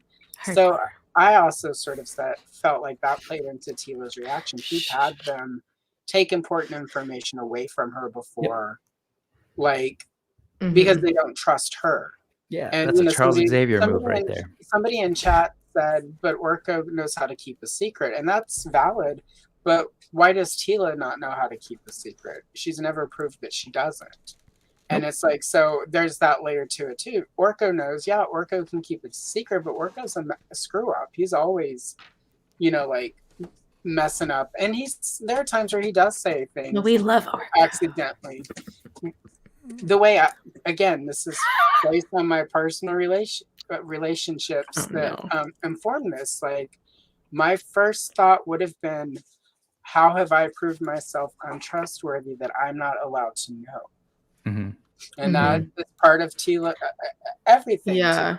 There's that aspect too. What did she It's just another layer. Like, she can't be trusted. You've got her dad treating her, well, like, it's definitely a dad layer. Like, we just didn't want to worry you, baby. Yet you let me protect the prince. You let me go into battle. I've only been killed multiple times by Skeletor and his goons. Yeah. Yeah, you don't trust me, especially because that's her dad. And there are times I think it's just like killed trying to protect Adam when she was with He-Man. So she and He-Man are going into battle to rescue Adam. She almost gets killed when He-Man's right next to her. How many times has she almost died because they lied to her? So, like, there's again, because it's an adult show with adult emotion. Like, this is Filmation. Like, this would never come up, but like for this show, like, these are valid concerns. Oh, we've got a cat. Dork is real. Hi, cutie. I will say we keep saying adult show, and I totally get that. But I also want to acknowledge, like, this is where my kids, 10 years old and 12-year-old, I think they were younger at that time, but they struggled a little bit with the Filmation because it was a very different time. Kids then are different from what kids are exposed to and watch now. Totally. So like I actually think this show as is, even though it has sort of adult themes, I think many young people would be fine with it, especially if they're like, anime is one of the biggest things, and anime storytelling is actually very complex in terms of what students very violent. What young people what characters go through. Some are violent, some are like romantic, some are like just I've seen real cerebral that yeah. To me, again, I just keep calling it 21st century storytelling in terms of like think about Inside Out, right? Or Up. Like it's very like those are meant for kids and they're meant for adults. And I think Revelation is sort of straddling that line a little bit, but with more action oriented kind of like energy. So true. So we get real weird real fast. I don't like Pixar movies, so I'll try to do that. Oh yeah, it's like talking about mental health to kids essentially. Which is great. Loving which is someone and losing them and feeling empty. Yeah. Like, whoa. Stuff we need to talk about with kids more. I mean, we already have such a problem talking about mental health with adults that like talking to kids, like if adults don't even know what mental health is and how to talk about it, how are they expected to talk about it with kids? And that was very different in the 80s. Yeah. And so if you're not used to that, or if it's weird to you to deal with that, I totally get how it would seem odd to see like people on Eternia kind of dealing with this heavy stuff. But which is why, I called it very like heartfelt. Because like obviously there's still these like bad things that happen, but also there's a lot of like coming together and like being a family at the end of the day, especially at the end of this part. There's a lot of that stuff too, and there's the dad jokes and the puns. Like there's a little bit of everything, and I think that's what makes it so good. But so we have 4 more episodes to cover. So before we move on, I was gonna say the same thing. There's one more thing I want to mention. As Tila's walking away from the palace, there is a voice that says, "He-Man finally killed Skeletor," and to me, that was very clearly Alan Oppenheimer, the original voice actor for Filmation Skeletor. It sounded just like him, just without doing the over-the-top Skeletor portion. It's like as she's walking away, it's a crowd, right? Yeah. Huh. And she's like, F you people, like so much more than that happened. But honestly, if Inside Out came out when I was a kid, I think that would have helped me a lot. Just saying. Dealt with a lot of death as a kid. Didn't go to therapy until college. So anyways, both Johnny and Allison are gone. So episode 2 is called The Poison Chalice. Tila and Andra are now mercenaries. Okay. Sorry, I was going to try to do it, then she came back. She ruined it. We were all going to disappear. I just had to get Andra and Tila. Oh, perfect. Yes. Perfect. They're on my shelf. So. Yeah. Oh, yes. Inside Out 2 looks great. I love how there's a character anxiety. I'm like, oh, it's me. Tangent time. Remember when I posted all my Tilas to Instagram and I was like, I know I have the Wave 1 Masterverse Tila, but I can't find her anywhere. She was inside my goddamn gelatinous cube. That's why I couldn't find her. I put her in the D&D gelatinous cube when I got it. I look over one day and I just see the hand sticking out of the side of the gelatinous cube. I was oh, there's Tila. Okay, anyway, continue. And so they accept a job. So they're mercenaries now. They accept a job from Majestra, who I'm like, right off the bat, I'm like, this is Evil Lynn. Like, how do they not realize this is Evil Lynn? Like, even I knew. Because she's used the name Majestra before, and like it's a name she has used in disguise. Although the time she used it before, she was like a very sexy slinky, like with the white hair bob, and she had that shaping staff that Skeletor used in the last. So it was. I mean, I think that was, in my opinion, was the case where an Easter egg for the fans made the characters look a little dumb because like it's a known alias of Evil Lynn. Just because she's old and frumpy doesn't mean. I mean, maybe Majestra's had about 20, 30 years, and I can relate Majestra, but still. But so And in it that was- case, who would have known Allison would have been Tila, right? But Yeah. then we also do know that she actually did know the whole Yeah, time. there's that. Remember, but I she just- kind of later she goes, "Yeah, what's up, Evil Lynn?" Like she well, knew. but at the She same knew. time, I wouldn't take it. Like if my, I mean, I don't know if she knew at the beginning.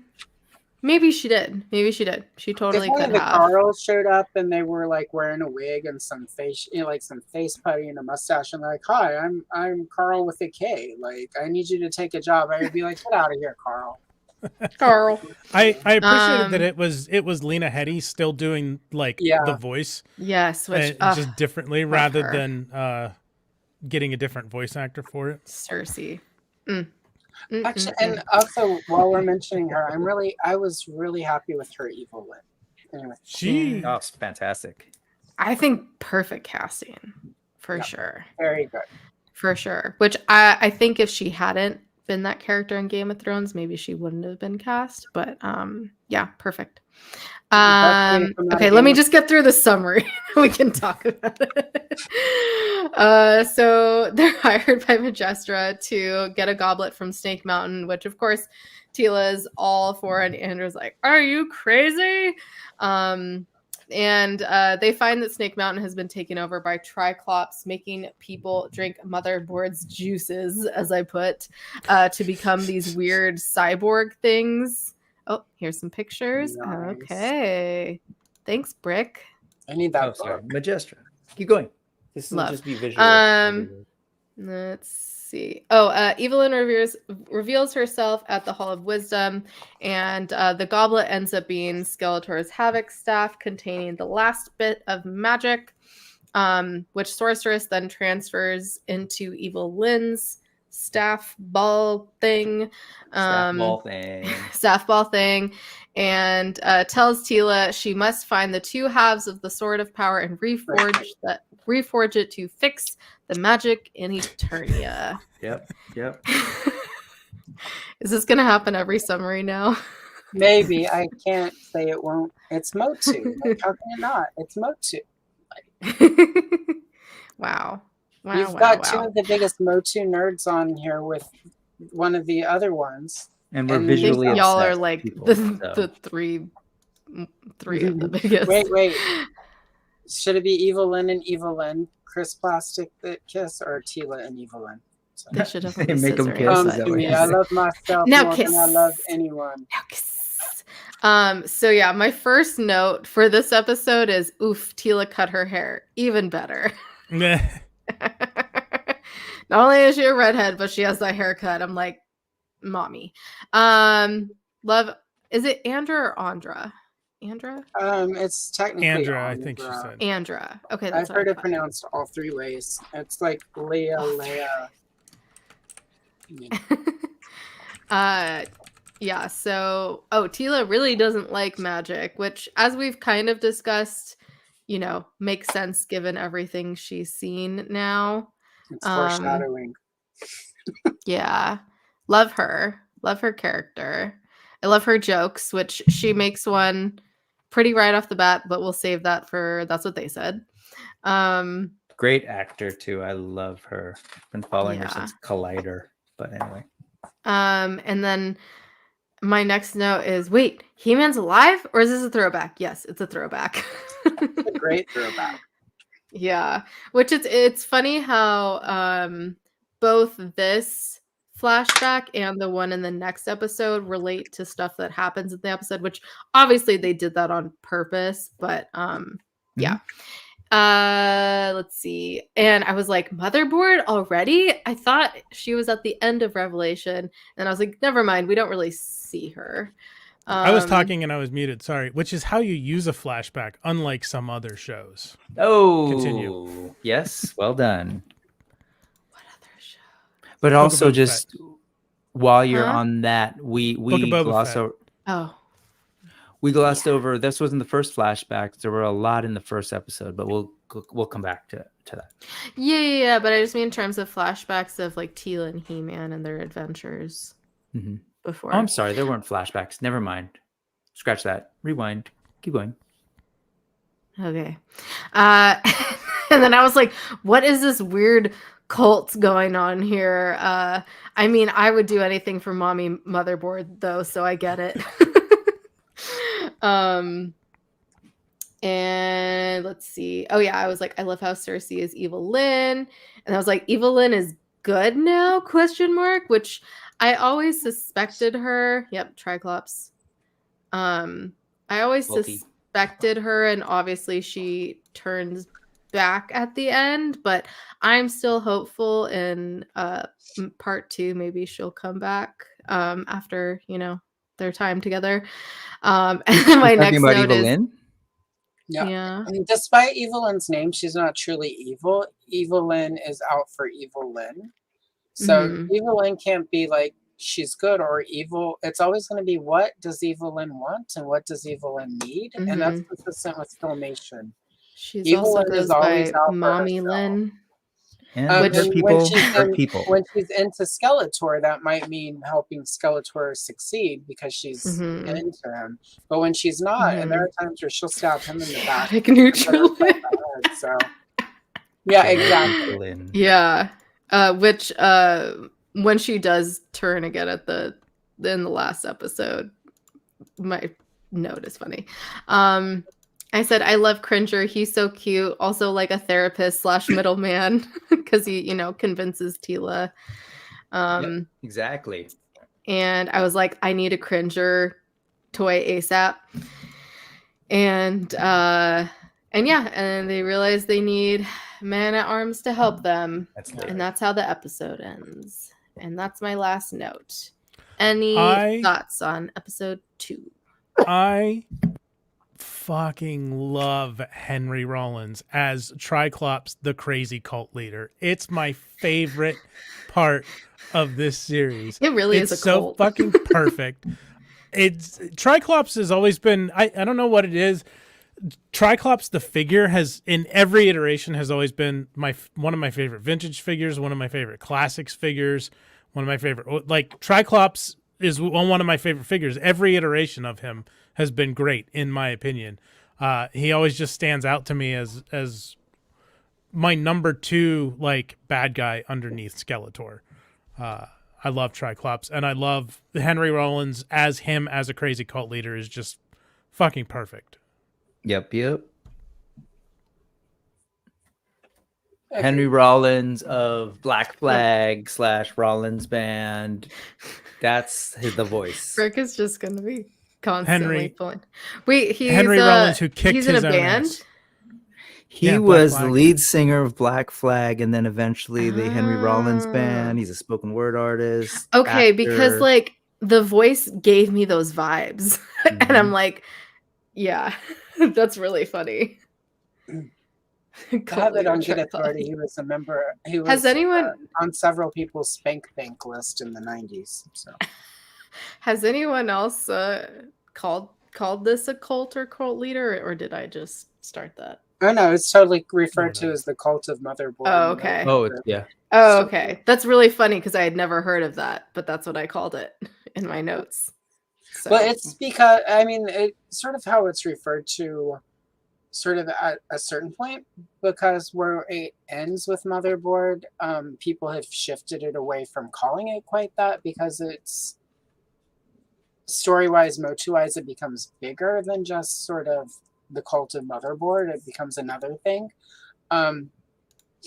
So I think that kind of got lost over time. But in the first chunk, the episodes we're here to discuss tonight on your illustrious program, everyone did refer to it as sort of the cult of Motherboard at that point. So it evolves by the end of it so that it gets called something else. But yeah, so that's probably why you haven't heard as much, because you did sort of come in to a lot of the conversations after it ends. So yeah. But also, I mean, they're literally in there praying to this thing and human sacrifice in robes, which is like pretty damn culty.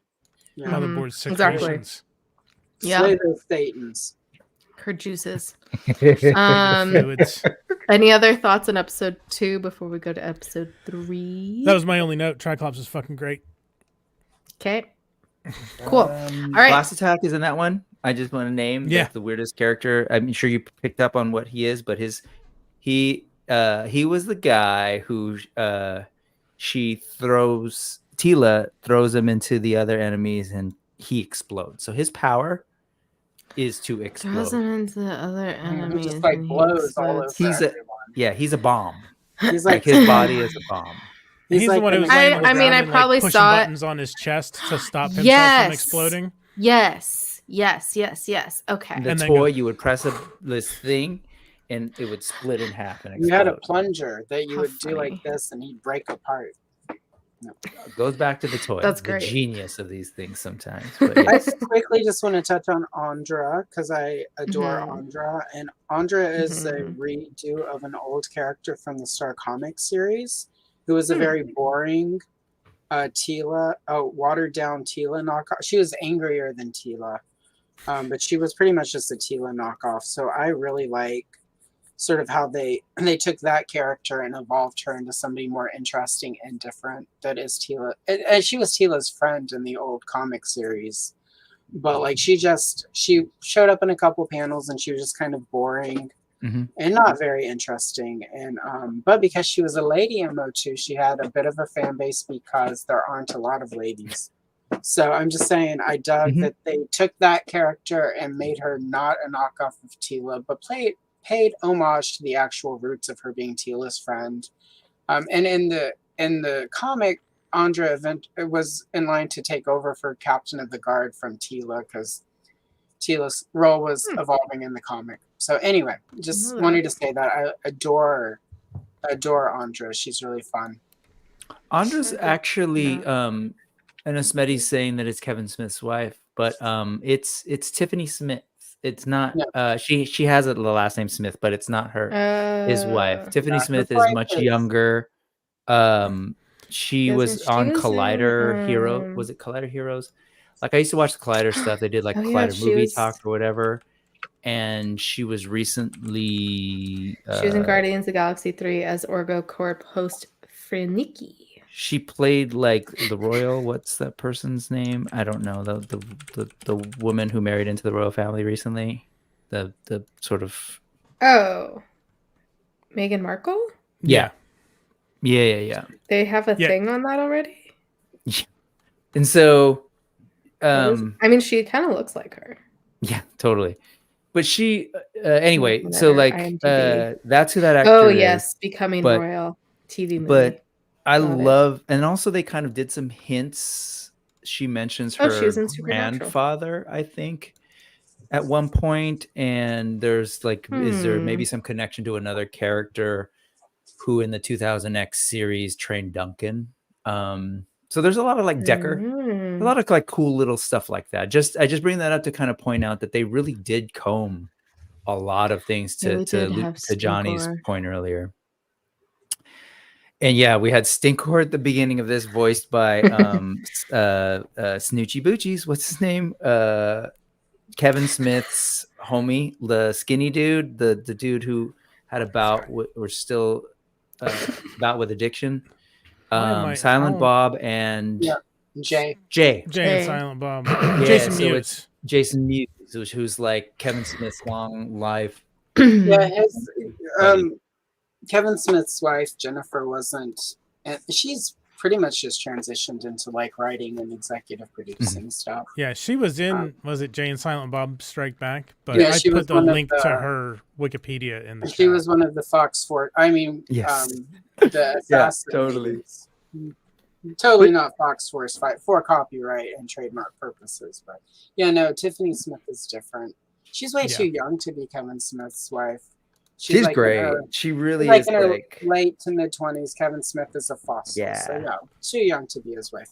A fossil. I'm just saying, I'm tired of old dudes hooking up with young women. Like, I'm just gonna say he's too old for her, and he's happily married. So there you go. Stay away from Tiffany. He really is happily married. And you know, like I had several friends named Tiffany. It's not the first time I've told a gross old man to stay away from a Tiffany. So I think we're alone now. It's a circle of life. I think we all have. Okay. I know we need to move on to episode 2. Episode 3. Episode 3. Hold on.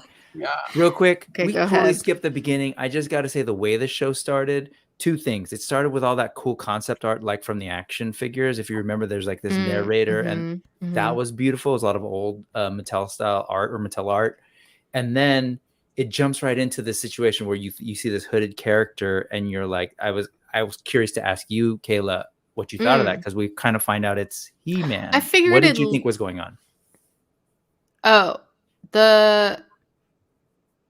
He-Man comes in on a horse in the first episode, very beginning. Oh, yeah. Well, I think when I first watched it, I don't know. I was kind of confused because I thought it was just like, I didn't think it was happening at the same time. So I was like, oh, okay, that's He-Man. But then once, he started going for Sorceress, I was like, oh, okay, this is obviously someone else pretending to be He-Man. Yeah. Yeah. Anyway, I just thought that was kind of cool. It was totally like in media, and like let's just start in the middle of the action and sliced it together too. Yeah. I did like that. Yeah. Okay, episode 3, The Most Dangerous Man in Eternia. Summary. Tila and Andra find Man-at-Arms, as well as Beastman, Orko, and Roboto. They tell Man-at-Arms to go help Sorceress. Yes, just gonna say kept thinking that the entire time. They tell him to go help Sorceress and Cringer. And on the way to Subternia, they get stopped by Merman, and Man-at-Arms comes to the rescue. And Merman ends up helping them get to Subternia, and Man-at-Arms leaves to help Sorceress, and they use the Havoc staff to open the gates into Subternia. Which Subternia, Preternia, Eternia, why? Why do we have to... because there's a trademark copyright. Middle Earth. They want to keep using. Sorry. So that but it's just Middle Earth. There's no before Earth. There's no after Earth. Well, yeah, actually, we are in After Earth. Yeah. Middle Earth is our prehistory. Preternia is from the old Mattel toys when they were going to do. No, that's not a thing, Brick. Good try. It's not a thing. But what about I'm Third pretty Earth? sure I remember the internet and all these people who were trying to tell me the real history, and I'm pretty sure Brick's right. Okay. But yeah, and then it's also called Eternos.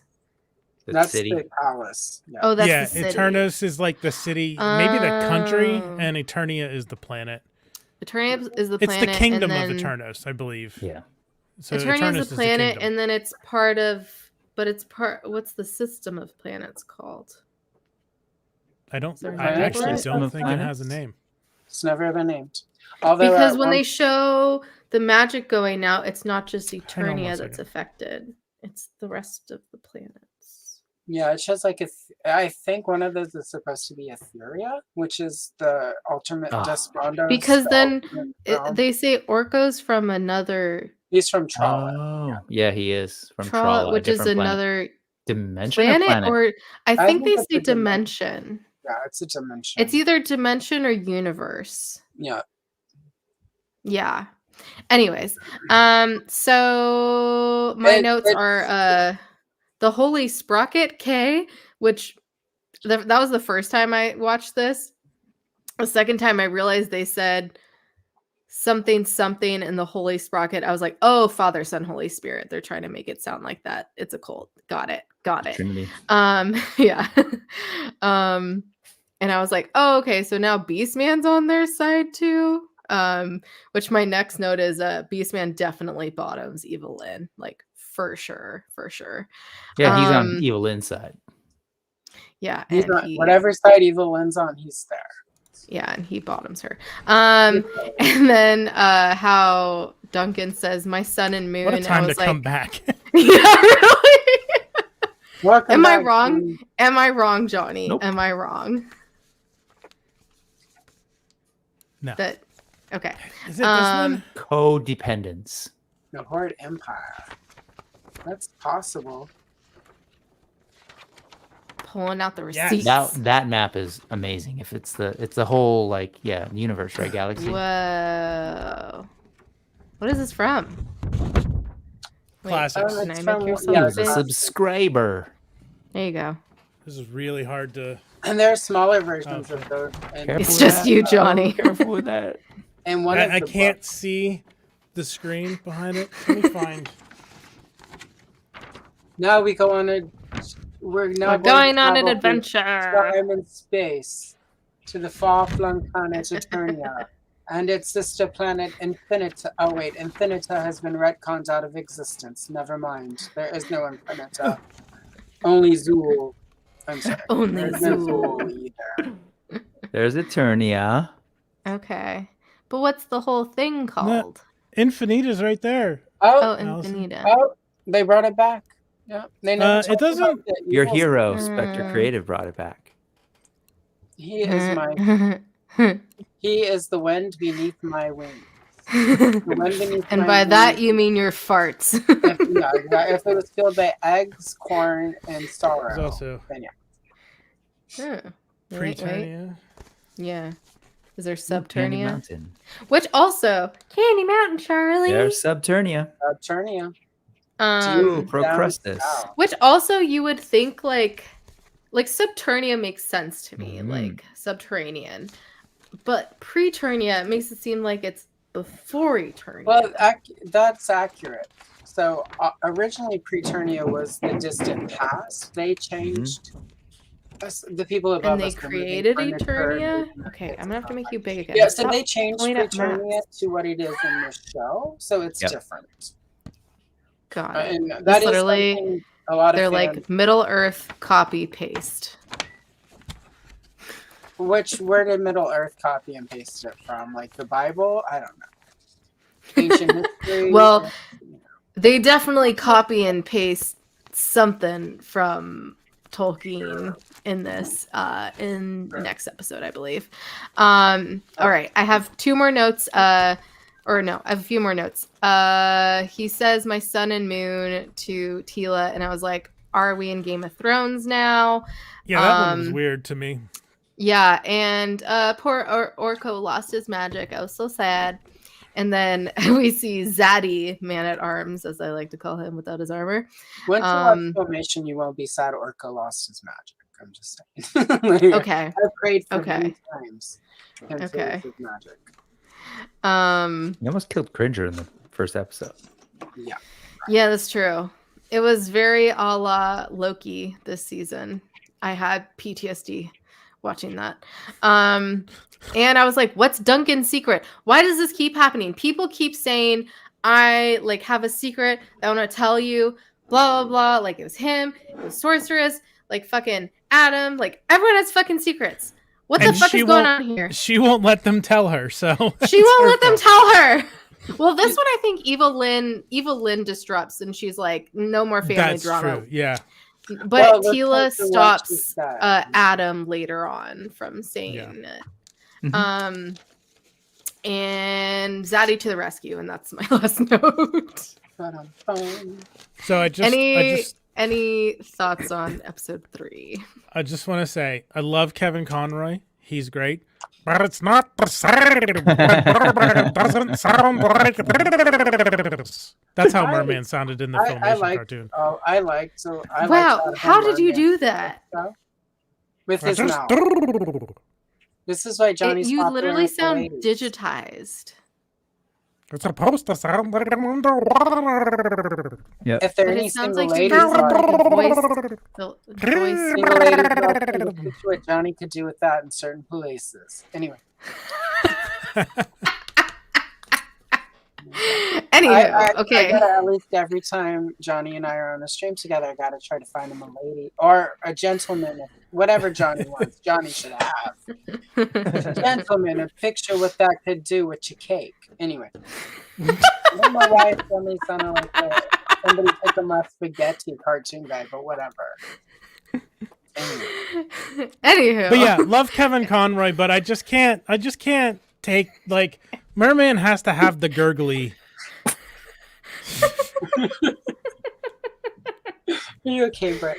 This whole time, he Thank just you. had, like, he just didn't clear his throat during Filmation. Yeah, right. Yeah. He had a allergic frog stuck in his reaction. throat for He had ages. an allergic reaction to Skeletor's skin condition. Skeletor's skin got in his gills.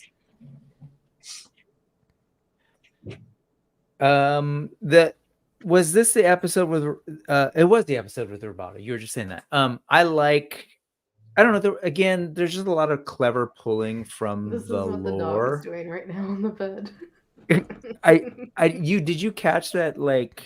Well, they said it. So Roboto was essentially made, his consciousness was patterned after Duncan. Mm-hmm. And but it was made by Duncan. So it's you're my father, Tila's my sister, and I am you. Like that. I think I'm a clone now. Yeah, he's There's kind of like two of me. Yeah, which is why I was like, well, I'm gonna go. I can go because if you know how to make this sword thing happen, I can do it. So I just thought there was a lot of stuff in there that on the one hand they were trying to introduce it to a new audience, but I really think so much of this story to grasp some of it is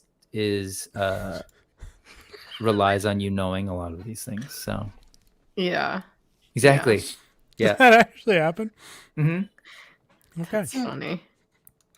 This whole time, he's I guess prefer that story to the other Roboto story before, where he came from a planet of robots. So, I think that was in mini comics. I think that was in the UK comics, and one of the magazines I think had that as a story. It's very Doctor Who. So, it was very well, it was the UK, so they had to rip off Doctor Who every chance they got. Mm-hmm. Okay. Any other thoughts, or should we move on to episode 4? Other thoughts? Yeah. Cool. Oh, that was Filmation. Never mind. I just Googled it on Wikipedia, and Filmation made him a space explorer from Robotica. Anyway, continue. You're fine. Okay, episode 4 is Land of the Dead. In Subternia, Scareglow separates the group into 3. Tila by herself, Orko and Lynn in Trala, and Andra, Beastman, and Roboto. I think they're technically in Subternia. It just looks like a wasteland of sorts, and then zombies come after them, and bats that are on fire bats or whatever. And they all kind of face their fears in different ways. And Tila with her destiny, which, that's when find out Tila is a little more than just Tila. And Orko with his name and magic abilities. And Andra with zombies, which, she figures out how to get past them. But it was kind of I was hoping hers would be a little bit deeper than that, like Orko's and Tila's were. Yeah. And so Tila conquers her fear and everyone is brought back and she gets half the sword. Lynn takes the sword to open up a gate to Preternia, but Scareglow tries to stop them and unfortunately Orko dies, saving them. Moment of silence for Orko. Pour one out. Okay. What did you say? Whose did you say you were hoping it was a little bit more? Was it Evelyn's? Andra? Oh, no, Andra's, yeah. Yeah, her fear, she was able to conquer the zombies and the what were they called? Fire bats? Shadow beasts. The shadow beast, the actual creatures, my interpretation was, because Roboto was seeing the shadow beasts, he said they're shadow beasts, but not like any we've seen before. They were manifesting their fears. So they were fire bats for Beastman because he was apparently afraid of fire bats. And Andra, I guess, is afraid of zombies. Yeah. It's not illogical to be afraid of the zombie apocalypse. Totally. I was just hoping it was something a little deeper than that. Well, especially when you've gone to hell. But they have 22 minutes an episode, so only so much you can do. That's what they said. Yep.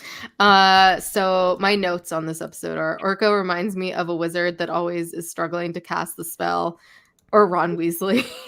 But there's other characters, and I'm trying to. There's totally one that something that I've seen either in a movie or TV show where there's a wizard or witch or someone with magical abilities.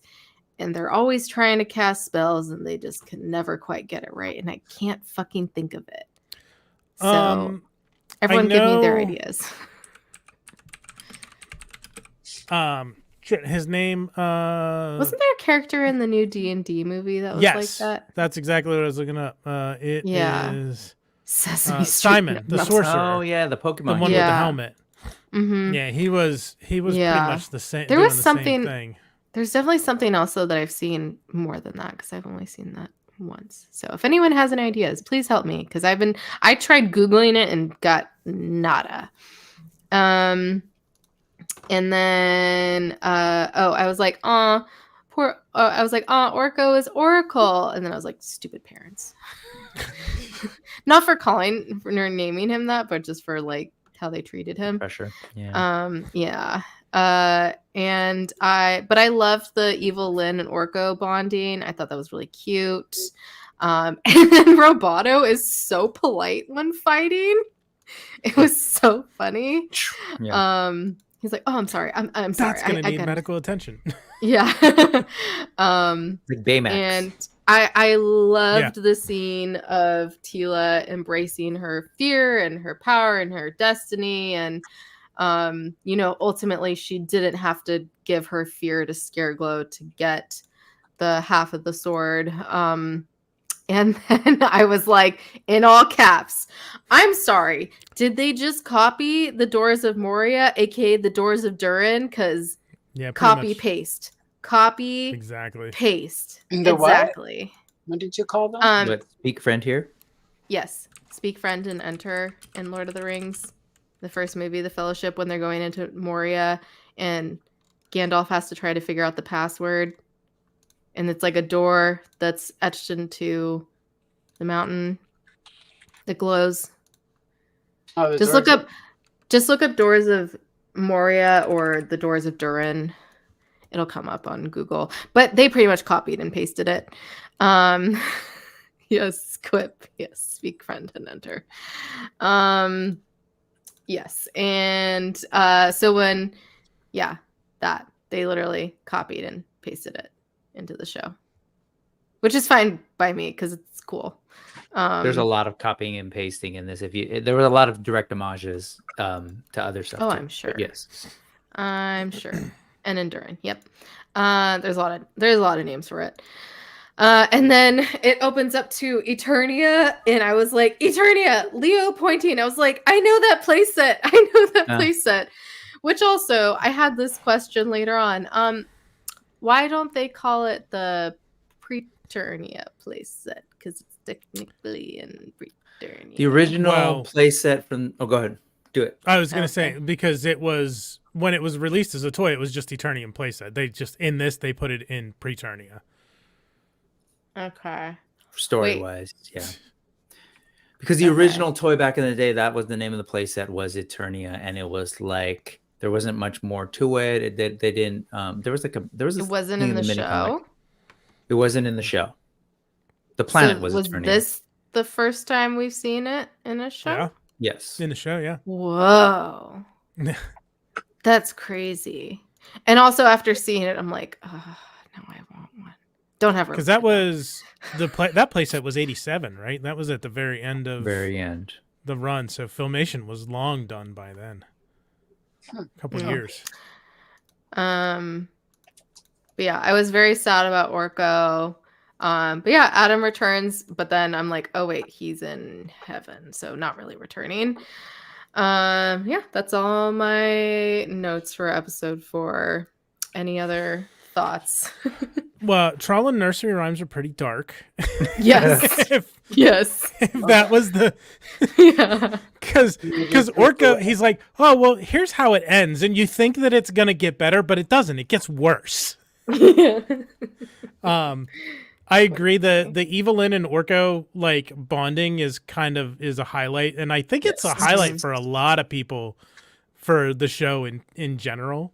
And when they were in the illusory Trolla, when those shadow beasts, that shadow Trollin was really creepy, like the all Orko the little with the red eyes. Yeah, and especially all the little Orcos came together and formed it, which also reminded me of is it Snow White when they're like all the eyes and they turn into really scary eyes?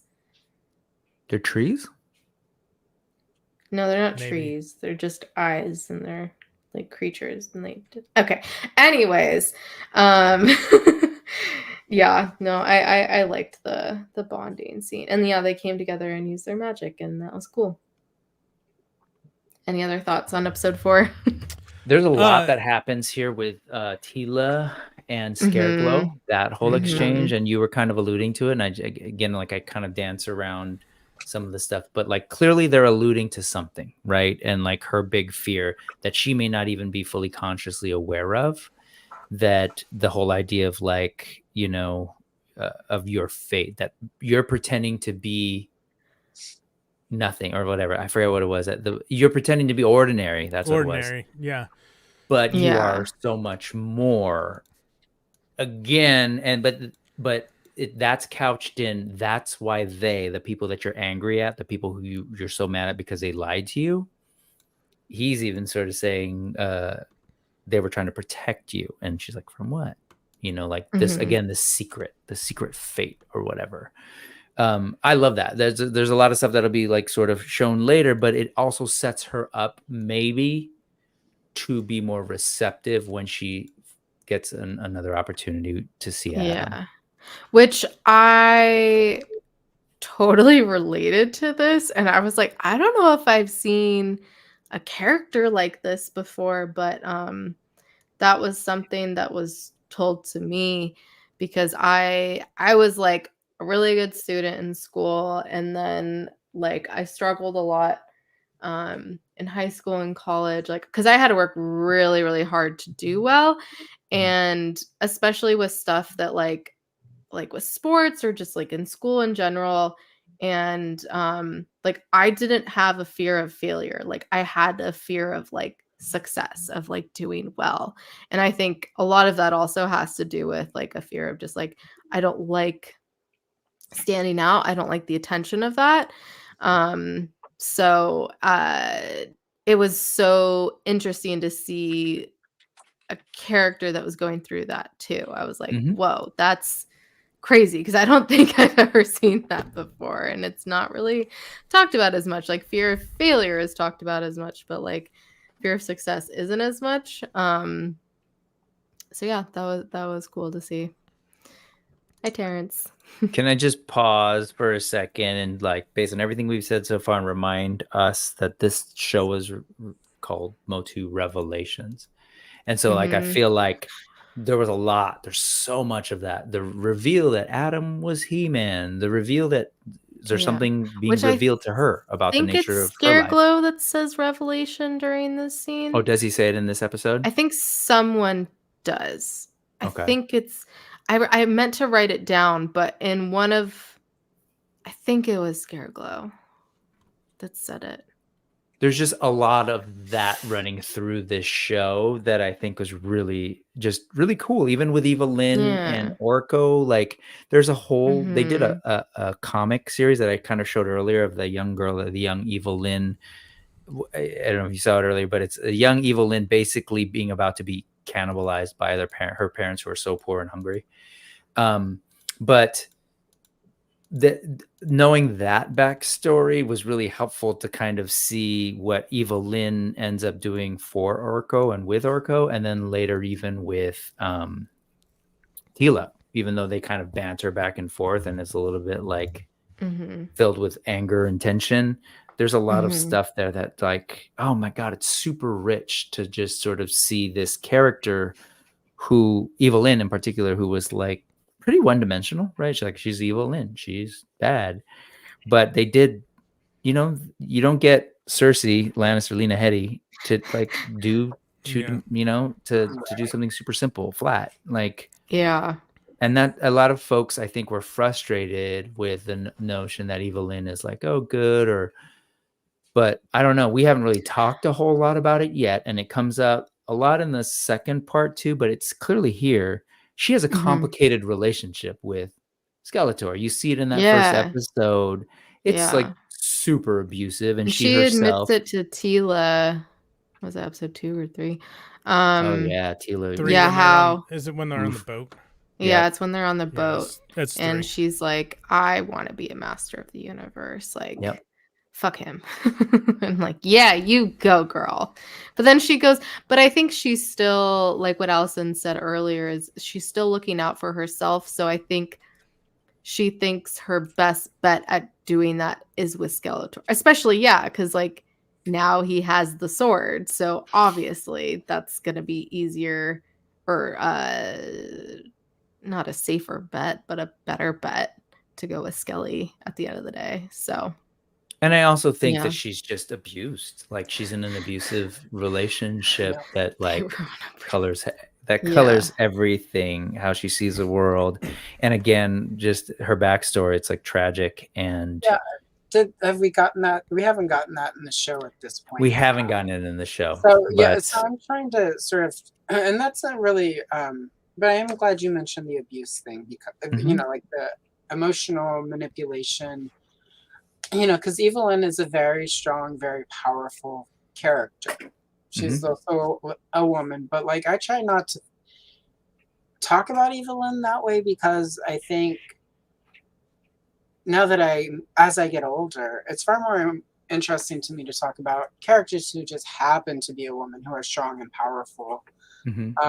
And for Evelyn, I think it's really the womanness of it obviously is important because it is really, there are a lot of women who are in abusive, you know, in the real world, and abusive relationships with spouses or family, or, you know, like your parents can emotionally abuse and well into adulthood. You know, and they give Evelyn a little bit of both of those. She's still a really strong, powerful, capable, motivated character. And like all of that abuse and all of that, you know, that's some of her conflict, even though she's strong and powerful and actually probably more adept with magic than Skeletor will ever be. She is playing the subservient role and she's, you know, like I said earlier, Evelyn is out for Evelyn. And for whatever reason, she's determined Skeletor. So she's even sort of subjugating her own wants and needs because for whatever reason, Skeletor is what she wanted for so long. So it's really, again, it's, I do like your way of saying it, Brick, that it's modern 2020 storytelling rather than more adult. But that is what we expect from our fiction. And I think, you know, like I've always been drawn to Evelyn. Again, on my channel, there are a couple Evelyn coloring videos that talk about my childhood love of her. But also excuse the whiny cat in the background. He's 7 months old now, and he's a teenager. But so I really like, again, like I know some people were like, it was about Tila and Evelyn and Andra and not He-Man and Skeletor, but the show is Masters of the Universe. And I think heroes and villains are made better by their big past that surrounds them. And I feel like Tila and Evelyn getting all of this depth and all of this title. All of this sort of the S in the title. It's not called He-Man. It's called. It's still. I argue that it still was primarily about He-Man and Skeletor, like because it's all about their absence. Yeah, like it's all about how everybody reacts to the fact that He-Man and Skeletor are gone. Like we're getting growth from Tila and Evelyn, and them moving beyond their roles as they were to what the new roles are going to be. I mean, and the new relationships. I think we all characters. It's just, you know, it's the platinum blonde. It's the mommy. Yeah, it's modern storytelling for a childhood thing where it was much more. It was about selling toys, and like you're going to sell more He-Man and Skeletor figures than your Tila and Evelyn.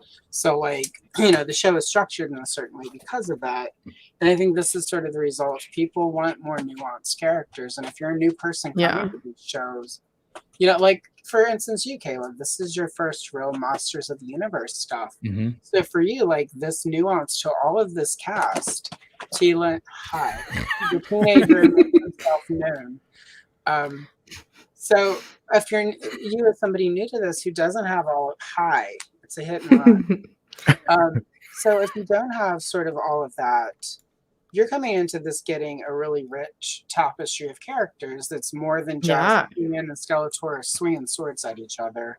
And that's The sort of what I tapestries. think Motu needs, like to sort Mhm. of evolve and adapt and get newer people who are not just the kids. There's a whole, between 18 to like 57, which, like there are a bunch of people who don't know Motu. So Yeah. like, I don't know. And I Like, think that's what's great about it is that I mean this show in particular, because that's all I have to go off of, no. is that I can see kids watching it and enjoying it, and plenty of people have said in the chat that their kids watched it and loved it. Yep. And clearly we love it as adults too, and I think that's obviously there are some animated stuff that is geared just towards kids, and Yeah. there's stuff that's geared Mhm. for adults.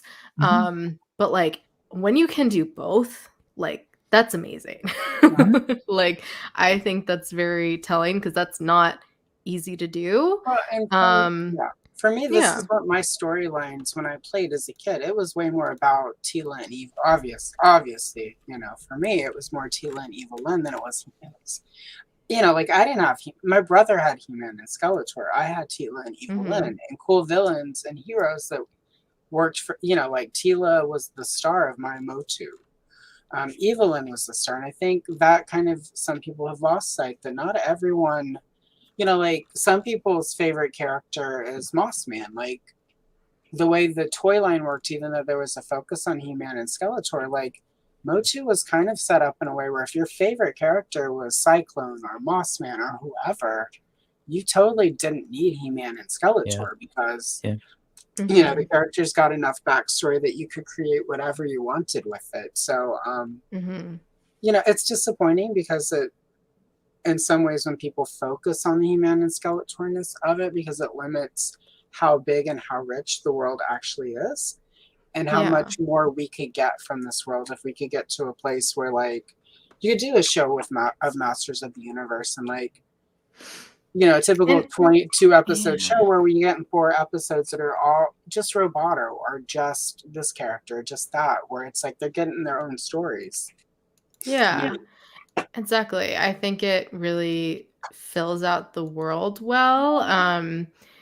And going into it, like I totally expected more He-Man and Skeletor, and like I didn't miss them. Granted, haven't watched anything before, but also at the end of part 1, clearly they're coming back in part 2. So I'm like, oh well, I'm gonna get it then for sure.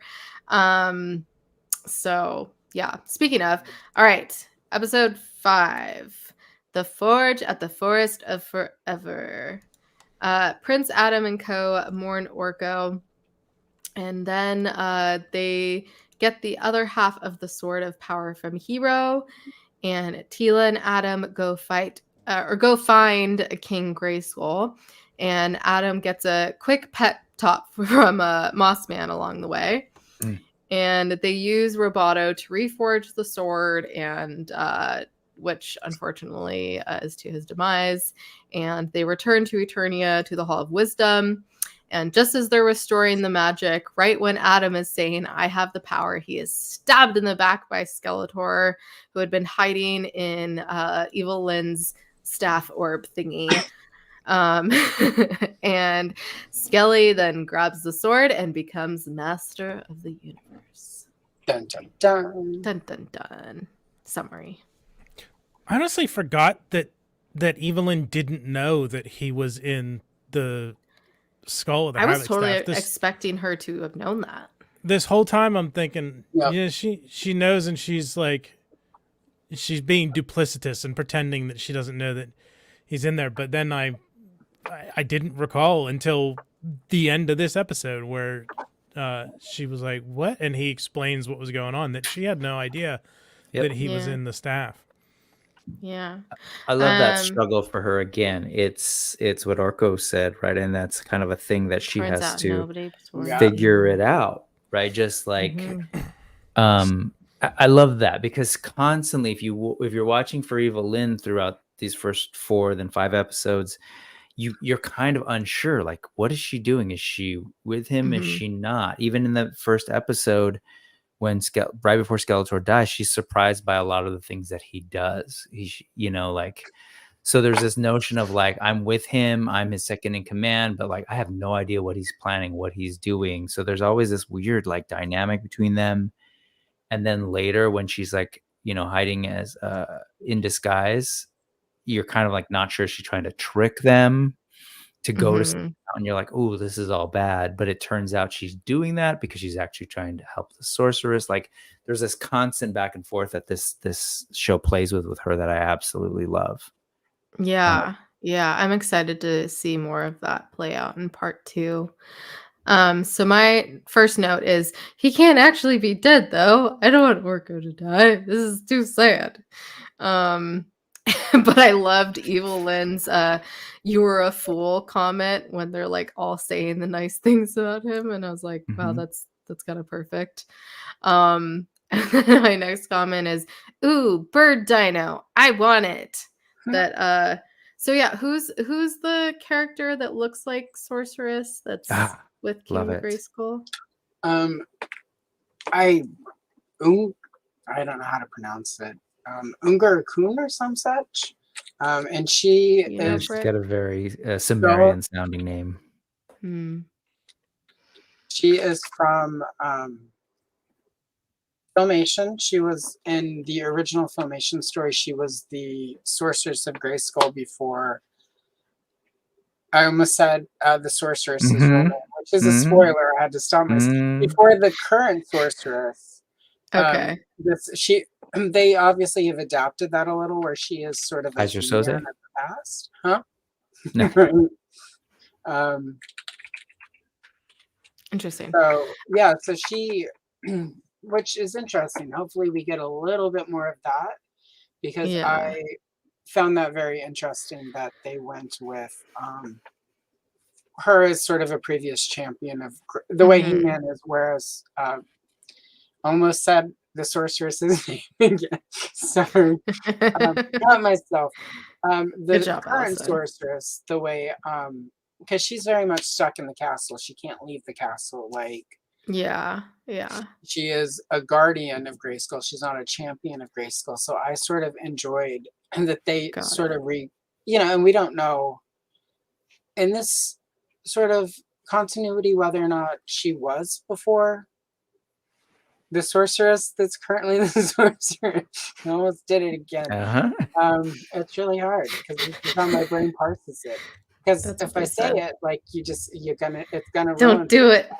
Don't do it, Allison. Try not to.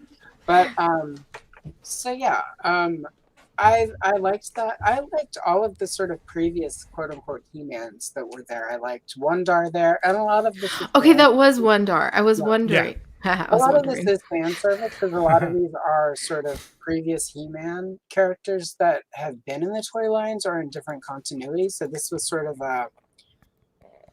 and for me, this was really a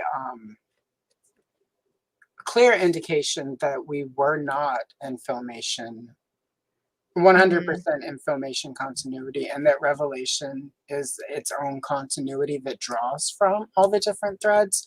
Because all those characters, there's some of it is some of like Wondar becomes He-Man through classic. But they don't say his name. Yeah, so there are so a lot of these characters are sort of classics, retcons of previous story stuff from all the different eras that existed before. And say what I will about Scott Nutlick. When he was putting all of the storylines together, he did try to put everything you really feel into a coherence.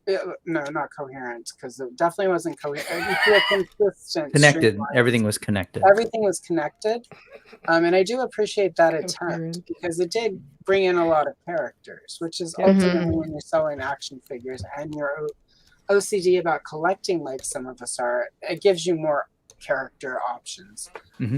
So that is my thing I appreciate about that whole vibe in classics was the attempt to bring it all into a single consistent line so we could get all of these action figures. Yep.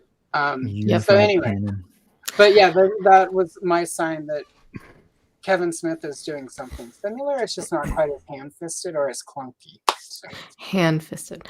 And then my next note is King Grayskull with hot face emojis, and I was like, it's Allstate Man, aka Jonas Blaine in the unit, aka President Palmer in 24.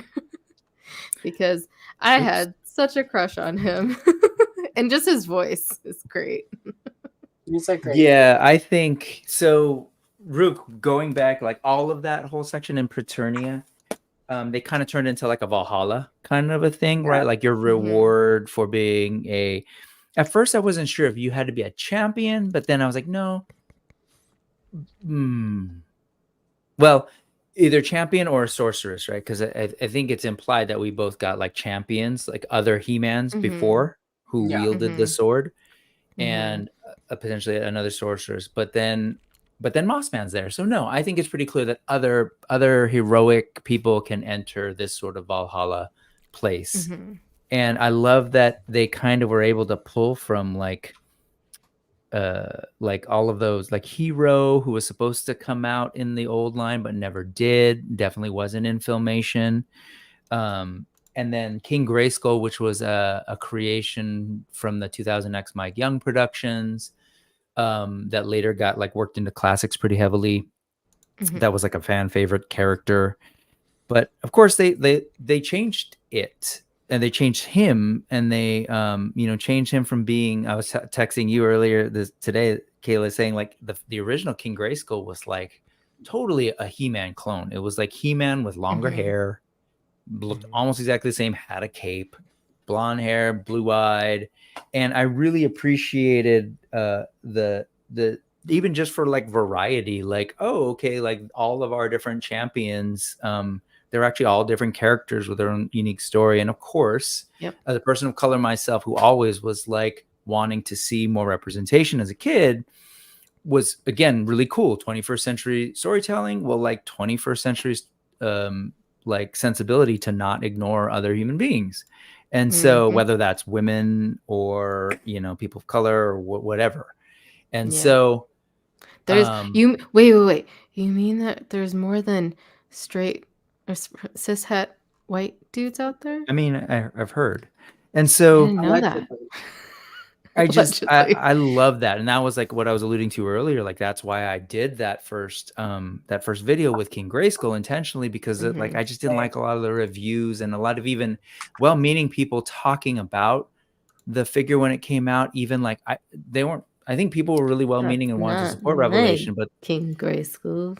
Yeah, but well, they weren't the folks that when I say well-meaning folks, they'd review it, but they kind of even had to like almost like cater to those folks by saying like, well, I know there's a lot of controversy. Like, no, F that. There's no controversy. This is dope. Look, here's a dope new King Grayskull. He's black. He's badass. He's got dreads. Deal with it. Like, this is cool. And so that's what I wanted to do with the channel. Sleep any day. What makes He-Man more unique? Sell me insurance. Grayskull isn't just He-Man with some dreadlocks. And if you again, the prequel comic, which I know is sort of like out of bounds a little, and it's not really spoilers, but they kind of go into like the history of the two swords. King Grayskull was the first, and they talk about that here, to bring those two swords together, and that like Hero is actually one of his sons. Like, he has two sons. So there's a lot of just really cool things happening with this, in addition to that inclusion of the Wundar character. Vicor, who was another like thing that came out of classics, that was like a direct homage to an early concepts of who He-Man was supposed to be, totally looked just like that look. And I love the idea of like, well, this is now Preternia, which is a Valhalla where all the heroes, like, there's like this notion in my brain, like, man, can you imagine if we went back and did just like Wundar stories? And like a whole series of like a series of different champions of Eternia with their versions of the sorceress. Like, I would love that. I would love to see that that sort of like what they're doing with Star Wars. Oh, let's go to the High Republic, or let's go to expand There's the a lot world. of different places. Yeah, it can go for sure. So it was so cool. And that's what excited me about this show. Like it just kept ramping it up for me. It's like, oh wow, we're telling adult stories. Yeah. Oh wow, people die. Oh wow, and now you're like building out the world, which really happened. Like a lot of that happens as the show progresses. So I love it. I love this episode. Yeah. Big fan. Yeah, I think having representation of everyone, because like I said before, not everyone is a cishet white dude. Like showing other people is great no matter what you're watching. So appreciate that. And I feel like I've learned a lot from you, Prick, especially about King Grayskull, because like I knew about this before I even watched it because of you. So it was cool to like have that knowledge going into it, which I like was like, oh yeah, there's a character. Okay, yeah, it's him. I got it. Remember it? Yeah. Same with Hero. I was like, oh yeah, there's a character named Hero. I was like, that's so funny. The fact that King Grayskull's sorry. I was just going to add to that. King Grayskull's partner, the one we were talking about earlier that looks like the sorceress, doesn't even speak English. That was dope. Yeah. And there wasn't like a translation for her at all. But yeah, I totally forgot there was actually a Hero. And I was like, he seems like kind of a dodo who just like plays his part in the world a little bit. And also with Mossman, I was like, oh, he's a lot more like peaceful than I thought he would be. I thought he would be more like kind of like Beastman. So that, and this is literally just based off of like toys. And yeah, he did have the same Beastman head. Yeah. And then R.I.P. Roboto. And then I was like, "Aw, father-daughter reunited at last." And then when Cringer and Adam reunited, so cute that, all those like puppy dog videos of reuniting with their owners. I was like, "Oh, this is the same thing but animated." Who was the father-daughter reunited? Oh, Duncan and Tila. Oh, at the end. Oh. Yes. These are just my notes because I already did the summary. And Grayskull, let's see. And then in all caps, God damn it, Skelly, no! Like just when he's about to say it, fucking stabs him. And then I was like, but He-Man can't actually be dead now. It's like he can't die twice. Like he's gotta live. And then this is my comment that I mentioned earlier. I was like, damn it, Mommy Lynn, never trust a muscle mommy, I guess. It's true. And then I was like, what is this new Skelly's form that he has at the end? Because it's definitely different than his form he had before. His look. Does he have a different name now? Skelegod? Yeah, that's the name of the figure, at least. Oh, okay. Yeah. And then my last note in all caps is, how am I supposed to not watch part 2 right away? God damn it. Yeah, he looks cool. He's like on his way to being Cosmic Skelly, being a Balrog, essentially. Yeah, there's just a lot of no comments. That was the first figure, right? That was the first Masterverse figure that came out before the show even aired. Yeah, there's a weird distribution thing that happened where that was so like we didn't even know. Yeah, he was the very first Masterverse figure, came out before the show had even released. So it was kind of weird to get him before we even knew what it was gonna be, or how it was gonna tie in. Am I gonna get a Cosmic Skelly? Or is that from something else?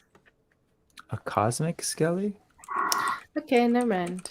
You have something in your mind of what it looks like, and it's not that one? He's literally called Cosmic Skeletor. It's the Balrog one that I have. He's from the CGI series. He's not from this. He's from the CGI He-Man and the Masters of the Universe. Yeah. Which is worth watching as well. Yeah, he's definitely... Oh, where'd it go? The Cosmic Terror Skeletor. Why did it just scroll up? Oh, yeah. Yeah, there you go. Yes. He's peaceful and one with nature. Yeah, he's a Balrog. So now I have overall thoughts. Any other specific thoughts on episode 5 before I get into my overall thoughts? And then I have questions. Proof in the pudding. There was a story reason too why I thought it was really interesting to have variety of the past champions and to show several of them, aside from just like, oh, that's cool, we're seeing the past champions. First, like story-wise, both Hero and King Grayskull have real strong connections to the original forging of that sword. So it was like, oh, that's cool. And then the notion that they're all there in their like buff-ass hero forms was a comment, right, about the character of Adam. Right? Yeah. They made that point of like Flea he's Man. the first. Yeah, they're like he's the first who wanted to be the other form. And Yeah, right? which they specifically Kayla said definitely lesser form. Lesser form, right? As Yeah. if it was a dig at him for Worse. choosing his Yeah. lesser, weaker form. Which And Kayla totally gives a look like, Yeah, because I think she's realizing a lot because she didn't understand him being He-Man, and I'm sure she had all sorts of assumptions, and she was angry at him and also kind of in denial. But I think in this moment, she's kind of like, I'm He pausing now to chose- understand who he is and what it was Yeah. like to live this dual life. But at the end of the day, that was Adam. Like that's who he actually is. And there's all this like really cool lore about like, like, oh, well, if you're a champion and you're super powerful or whatever, like that's great. But it's really about the quality of the person, I think, that is given that and what they do with it. So I love it. And not we see just that those accomplishments for sure. because we see that he not only chose that's the first hint, and then the later hint is that he's willing to give up paradise, basically. Yeah, he can't go back the there. repercussions. Yeah, That's that's beautiful. I'm huge. sorry, I'm geeking, but No. that's like this. This is the Geek point. the F out. This is a good show, and this is why I was like, I need to be on here because I'm so frustrated at the way this got trashed before the thing ever came out. That's all. Just that bothered me so much. Unfortunately, I hate when that happens, and I feel like it just happens more and more these days. Like people were trashing like the Marvels before it came out. People were trashing Echo before it came out. People are trashing Madam Web before it's even out.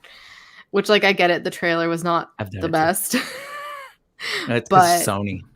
Yeah, that's where I'm the track record in my brain. But yeah, Sony too. But yeah, it's just very frustrating. It's like, are we not learning anything about not judging a book by its cover? Like, are we just going backwards in time at this point? Yeah. Anywho, yeah. Anyone else have any thoughts on episode 5? I did not. I will say something I didn't write down. I did not see Skelly stabbing He-Man coming at all. That was not on my bingo card. When that happened, I was like, what the fuck? Like, I thought it was just going to end with He-Man restoring the power, and then next season would kind of be, or next part would be like a new storyline. But no, they really just left you on a cliffhanger with this one, which makes a lot more sense now why it was like part 1 and part 2 instead of like season 1, season 2, because that would be a really shitty cliffhanger to end on for like a while. Like, I know it still was a while, but yeah. It was 4 months. It was July to November.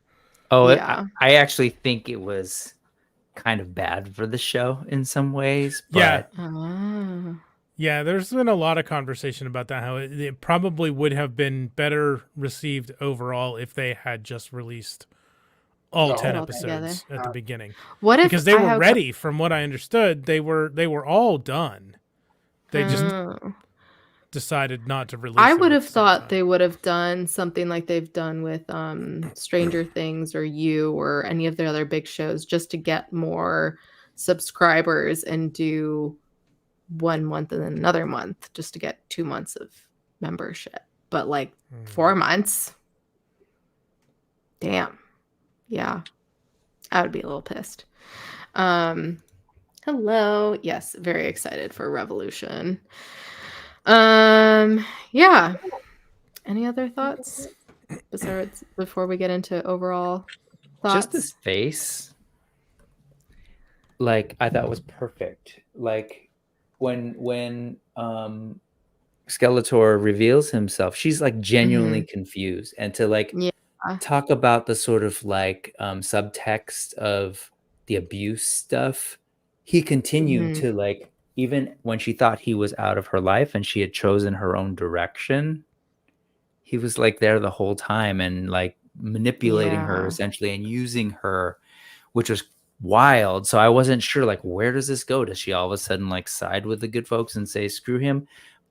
But it's gonna take more than that. She wanted it's appropriately more complicated. She wanted to, and you could tell it was. She was like, I was beginning to like you kids. Yep. And then she does. It quickly turns to this face. It's a really cool, nuanced thing. Power of the all, respect to the animators, the writers. Like, there's just a lot of cool things going on with the storytelling, both in terms of the script and the acting for sure, and the visual storytelling.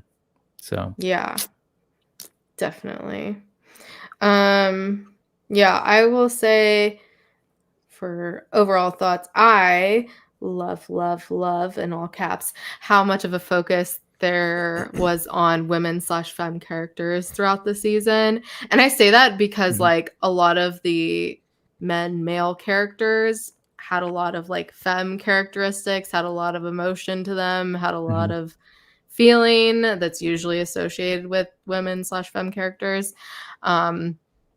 And I liked how it wasn't the stereotypical like girl team up scenes like there's been in, Infinity War or Endgame, where it's like, here, we threw this in for you. Like, you happy? Like, they were like genuine stories. Like, they had their journeys, and, that was most of the show, or most of this part 1, at least.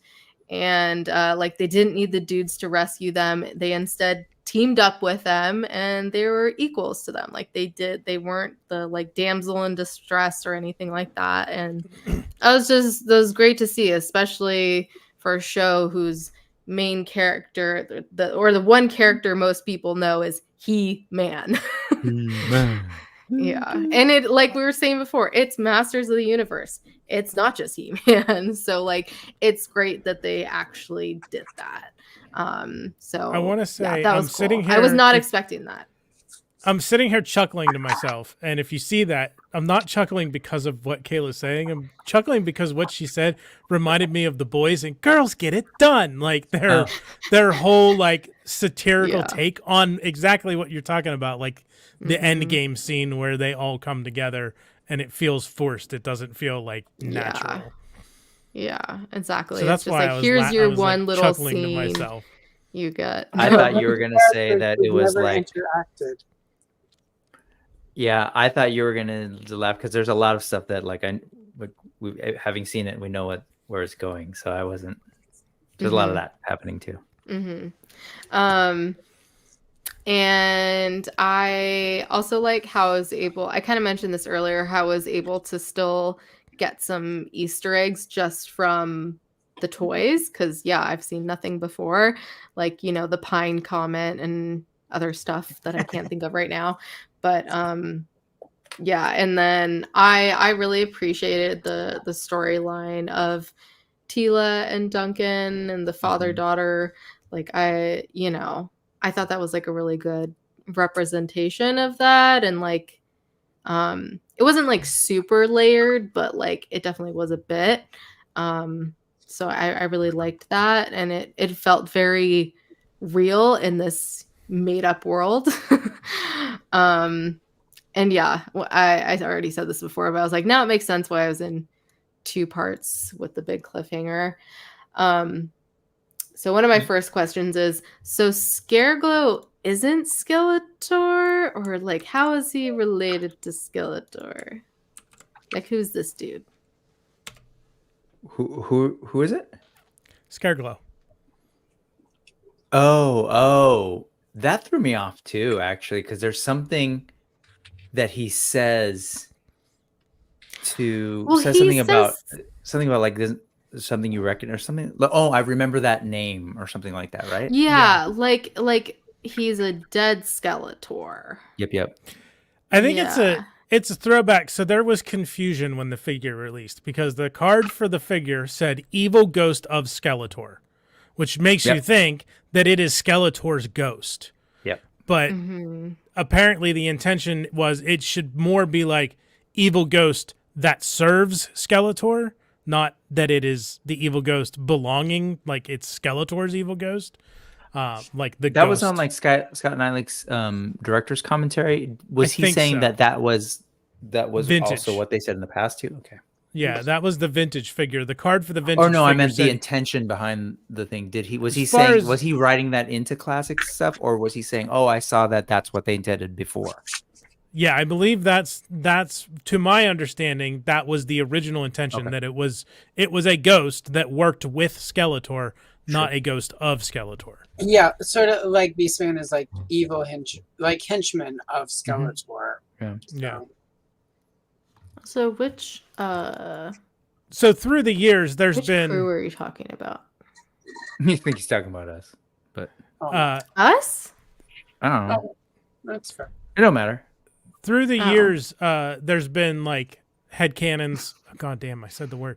There's been You said more your and least favorite word. I did. I hate that phrase. I don't know if you caught it on last night's Trek Retrek, but I hate Yeah. that Yeah, phrase. dude. It's it's one of those things that just makes me irrationally angry. I get it though. Through the years, there's been like speculation and things, people like coming up with their own explanation for why, is it Skeletor's ghost or is it something else? So, and they kind of like lean into that in different medium over the years of exactly what Scareglow is. So I think it might have just been a nod to that. Okay. And I don't know either, Interesting. but I do love the idea that he is sort of this his realm is like the underworld essentially, right? I love all that, and Yeah. that he deals in fear as a way to either torment people in the afterlife or to provide them with a challenge, right? Like a Dagobah Yeah. swamp scene or Yeah, because I totally thought going into this that Scareglow was just a version of Skeletor, just how we saw Skelegod, Cosmic Skeletor. Mm. Like I thought it was just another version. Could see. So once again, I could see that only when have you have toys to two go off of. characters, and when you have two characters whose head is a skull, like I Yeah. can see how that is easy to yeah. think And that they are one and the same. And it goes back to what you said earlier that like the entire time you thought that like Castle Grayskull was Skeletor's. That was what a lot of us thought as kids too. Like because it's I mean it's a skeleton head, right? And then the other thing of that was to go back to toys, like something that was really cool like in the original was this whole thing of like the power sword being split in half and there being sort of like a dark side, light side, maybe thing kind of going on was totally straight from the vintage toy that never made it into Filmation. Like originally the old toy, He-Man came with a silver sword, half of a sword. Like literally if you flipped it over to the back, it was like flat and like had a little weird clip in it. And Skeletor came with a mirror image backside purple one. And you would combine them to make a whole sword, which was like a cool play feature. They never they didn't explore that at all in Filmation. So I kind of like that piece. They did in the Cool. mini comics. Like in the mini comics, it was two separate swords that could combine together. Yep. They almost sort of did it in Filmation when they merged the Sword of the Ancients into the Power Sword in that one episode. So they kind of nod to it there with two swords combining into one, but that's stretching it. That's what they said. Along the same lines, I thought Man at Arms was gonna be more jockey / bro like, but he was actually super caring, charismatic human person. I also didn't realize that Grayskull was an actual person And then I was like, oh yeah, King Grayskull. I was like, oh, okay. I think putting King in front of it makes me remember it, but just Grayskull is just like, what? Are we and at the point now where Grayskull has been a character longer than Grayskull wasn't a character? So like from the inception of the toy line up until King Grayskull was a character in the 2000 X series, and the Well, 2000 that was X series to 2002. now. 2002 to now would be 22 years. So 84 versus to 2002. 86 to 2002. Wait, no, 80. What was it? 82? 82, Because- 83. So 82 to 2002 would 20 years. Yeah. So we're Just right past in that. the middle. Yeah. we're just getting over the hump. wow. It's weird Interesting. stuff. that I Very learned weird. about. Also, I thought He-Man was less broy than I thought he would be as well. And Beastman is exactly what I thought he would be.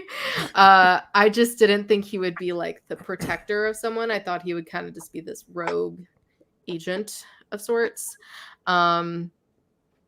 And then hopefully Evil Lynn will turn back to the good side, which I already kind of mentioned before. Oh, Evil Lynn. Yeah, one thing. Let's see. I have a couple questions. I'm seeing what the rest Before of the you notes pass, are. I'm just curious because I You're did good. Evil Lynn. Mm-hmm. What do you think of that name? You know how all the names are punny Mm-hmm. and like Merman or whatever. What do you think of Evil Lynn, if that makes sense? Is it just Evil Lynn or? I don't know. Because Like- it was like relatively recently that I realized, oh, her real name is Evelyn. Yeah, Evelyn Mm. Powers. I never put that together when I was a kid. Like it was just Evil Well, it was Lynn. never- I said, already though. knew that. I know, but like it's actually right there, Oh. like Evelyn. Like yeah. you know what I Yeah. mean? But I didn't never clicked until like a couple of years ago. Click I I was think wondering just if it because clicked with my you. dad did a lot of those growing up, like IP freely and all those other things. Like I think Seymour it Butts. makes sense. Yeah, Seymour Butts. Like I think it's just ingrained in me at this point. I mean, yeah. Motu character names in general are pretty much like what it says on the tin. Merman, Yeah. Beastman, Right. Buzz Off, Triclops. Triclops, Yeah. Clawful, like Mhm. Well, Evil Lynn's name Roboto. originally though was Sultra. Sultra. Sultra. And that got Tra-tra. changed at some point into Evil Lynn. So Huh.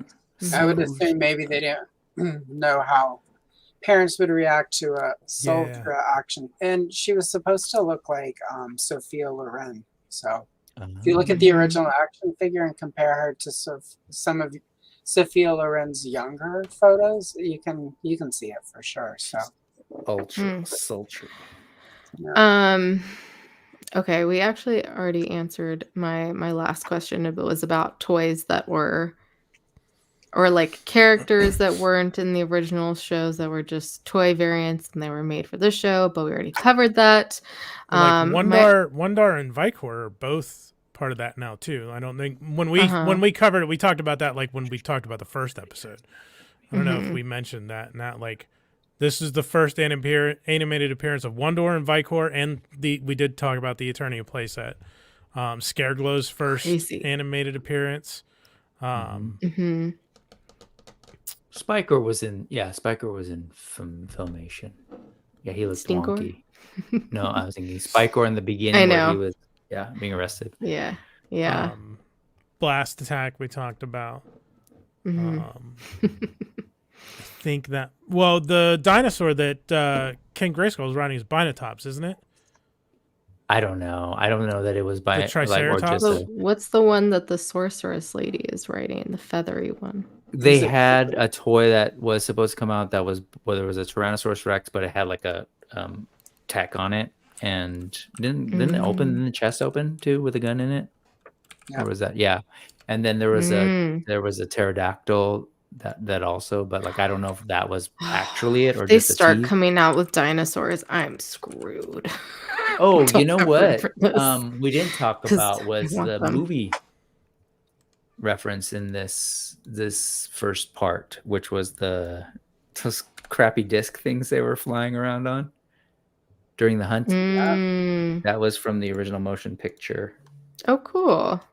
I was wondering if that was a callback to something. Oh my god, I need it. If I cut out, well, I'll just do it. Huh? Yeah, Vinatops was 87. I think Brick did something that froze him. He's frozen. Oh no. Oh, he Ruh-roh. said that's what he meant. He said if I cut out, I did something. So Oh. I think he'll be back. But yeah, this is Or not. Vinatops. There he is. Was this not He the lives. what King Grayskull was riding? Is this? Oh, I was thinking no. it was sorry. I thought it was a Triceratops, but no. that was what I did. Tricycloplots. That's Gigantosaurus, isn't it? Tyrannosaurus Rex. Sorry. Isn't that Giganosaurus? That one's the one that never got released. Mm-hmm. Oh. But this one came out. I'm trying to click. I and just do want the stuff. feathery one. I don't think that one one was an actual yeah, toy. that one's never. Oh, come did out. that have feathers? I don't even remember. I just thought it was a regular Yeah, Tyrannosaurus. it's like a chicken dinosaur. Yeah, like, which is how allegedly they were. really They were. had feathers. Fun Allegedly. fact. Allegedly. Until I see a dinosaur, I'm not convinced any of it's real. Yeah. Fake news. This So we thing? Is that talked- what you're gonna do? Yes. We talked about, Tila being upset by the betrayal of not knowing Adam's secret identity as He-Man. One thing that I didn't really get in relation to that, that I don't know if I just didn't connect the dots or something, but I didn't understand why she didn't want to tell him when they were in Preternia about the magic leaving Eternia and why they needed the sword. She purposely didn't want to tell him that, which she does mention how she doesn't want him to feel bad because he can't do anything, but it seemed like there was more to it that I wasn't quite connecting the dots, because I was like, girl, just tell him. Why not tell him what you're doing? So I don't know. I was curious what you guys thought of that. I'm just spitballing here. This isn't what I hadn't thought about it, so I haven't formed a theory on it, but this is the first thing that came to mind. Maybe it's a little bit of a petty revenge kind of thing. You kept your secret from me so long, so I'm going to keep this secret from you. It's possible. I can relate. I don't know. What's that? Said I can relate. Oh. I took it that she knew, even though technically he's dead and there's no coming back from that. I also took it that she actually does know He-Man and Adam pretty well. Another reason the betrayal would sting. And I think the way I took it was she knows if she says something, he's going to try to do something to try to come back with them. Yeah, and I think it's almost like the Buffy Summers. Spoiler alert for anyone who hasn't watched Buffy the Vampire Slayer all the way through. But, she does a big sacrifice and they bring her back. And she spends half of the season being miserable because she was happy dead. And she was in a pleasant place, and then they brought her back to kill vampires and monsters again. And it's relevant because who is the voice of Tila in this particular version? Sarah Michelle Gellar, who was Buffy the Vampire Slayer. Yep. So I went a meta place with it because that's also when the Buffy show completely sort of started sucking, was when they killed her and brought her back. Well, because Buffy was miserable and it made the viewers miserable. Yeah, right. Buffy was a miserable. That was a rough season, and when she says that, it made perfect sense, and you're like, oh, okay, but it didn't get unmiserable after that. No, it didn't. But unmiserable. So for me, there was a meta side of it where she knows him well enough that she knows. Well, that's not the meta part, but the meta part was it's Sarah Michelle Gellar, who's character-wise, as Buffy, has some experience with that. So I sort of imprinted on that. But I also think it works the way, and all the other ways. I think that's why it's nice that it's ambivalent and ambiguous as to what her intent in keeping it back is, because I think each viewer is given the ability there to make up their own decision as to why she makes that decision. I was totally with you too, Allison. That was where my brain went to, was the idea of like a hero who is one to every generation. Like it's totally there, right? It's like, oh, there's a wonder, there's a king. And they finally made it to peace. But also there's that like, yeah, I don't want him to have to come back. I don't want him to feel guilty, like, you know, and just have to like, oh no, everything's horrible back there. Like, and or maybe feel like he wasn't much of a champion because it actually didn't fix anything, you know, like, so that is kind of where I took it. But I think people are complex. It could have been some of that pettiness too. And Johnny, you're 100% right. I was fishing for it. It's totally that one. It could be all the flavors of the wind. It could be like a bag of Skittles as far as why she does it. It's all true. Hugh Han Solo. It's all true. All of it. Yeah. It makes me curious, like, what if Tila called down the power? Because they've obviously shown that anybody who holds the sword basically can do it, right? Because otherwise Skeletor would not be able to do the by the power of Grayskull and become Skelegod.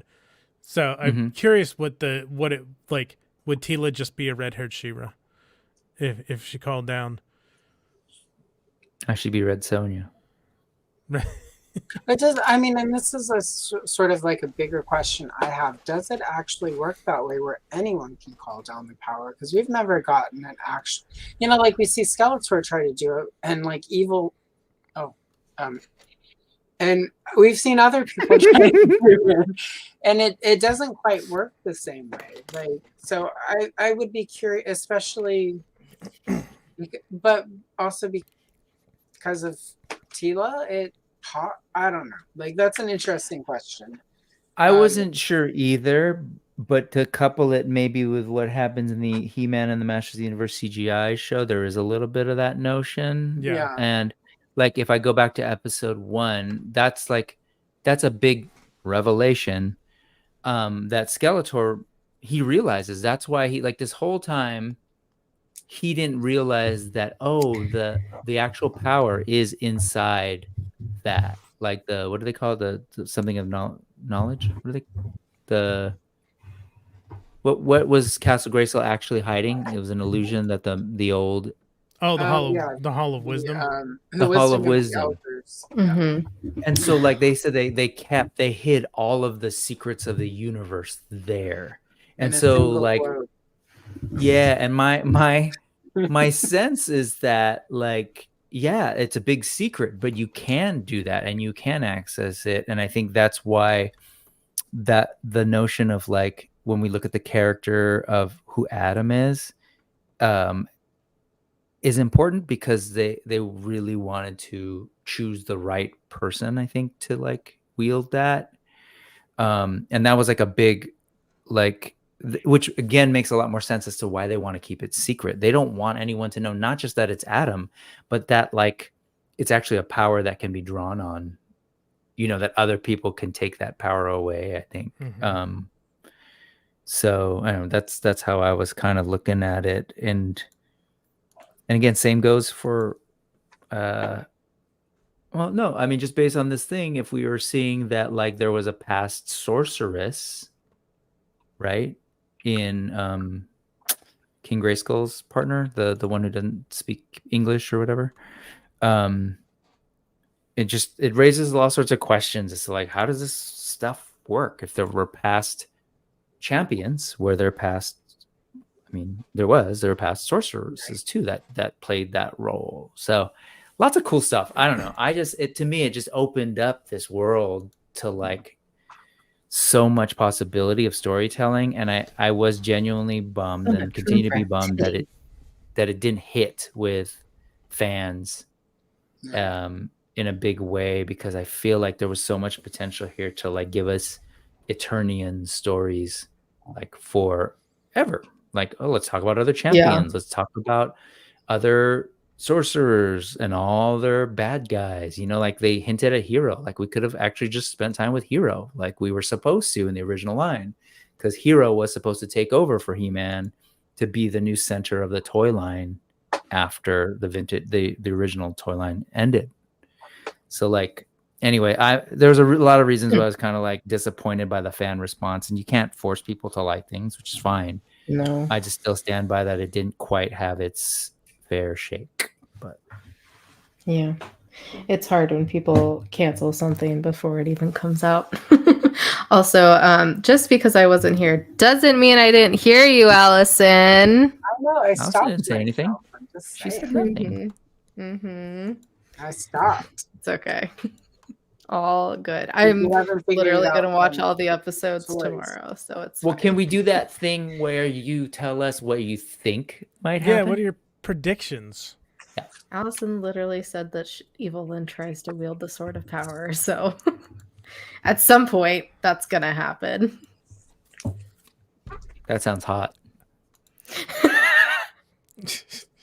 Sword of power, name of my toy. Were there anything else that you think might happen? You were Based kind of on wondering about what He-Man. Allison said. No, No, just no, in no, general.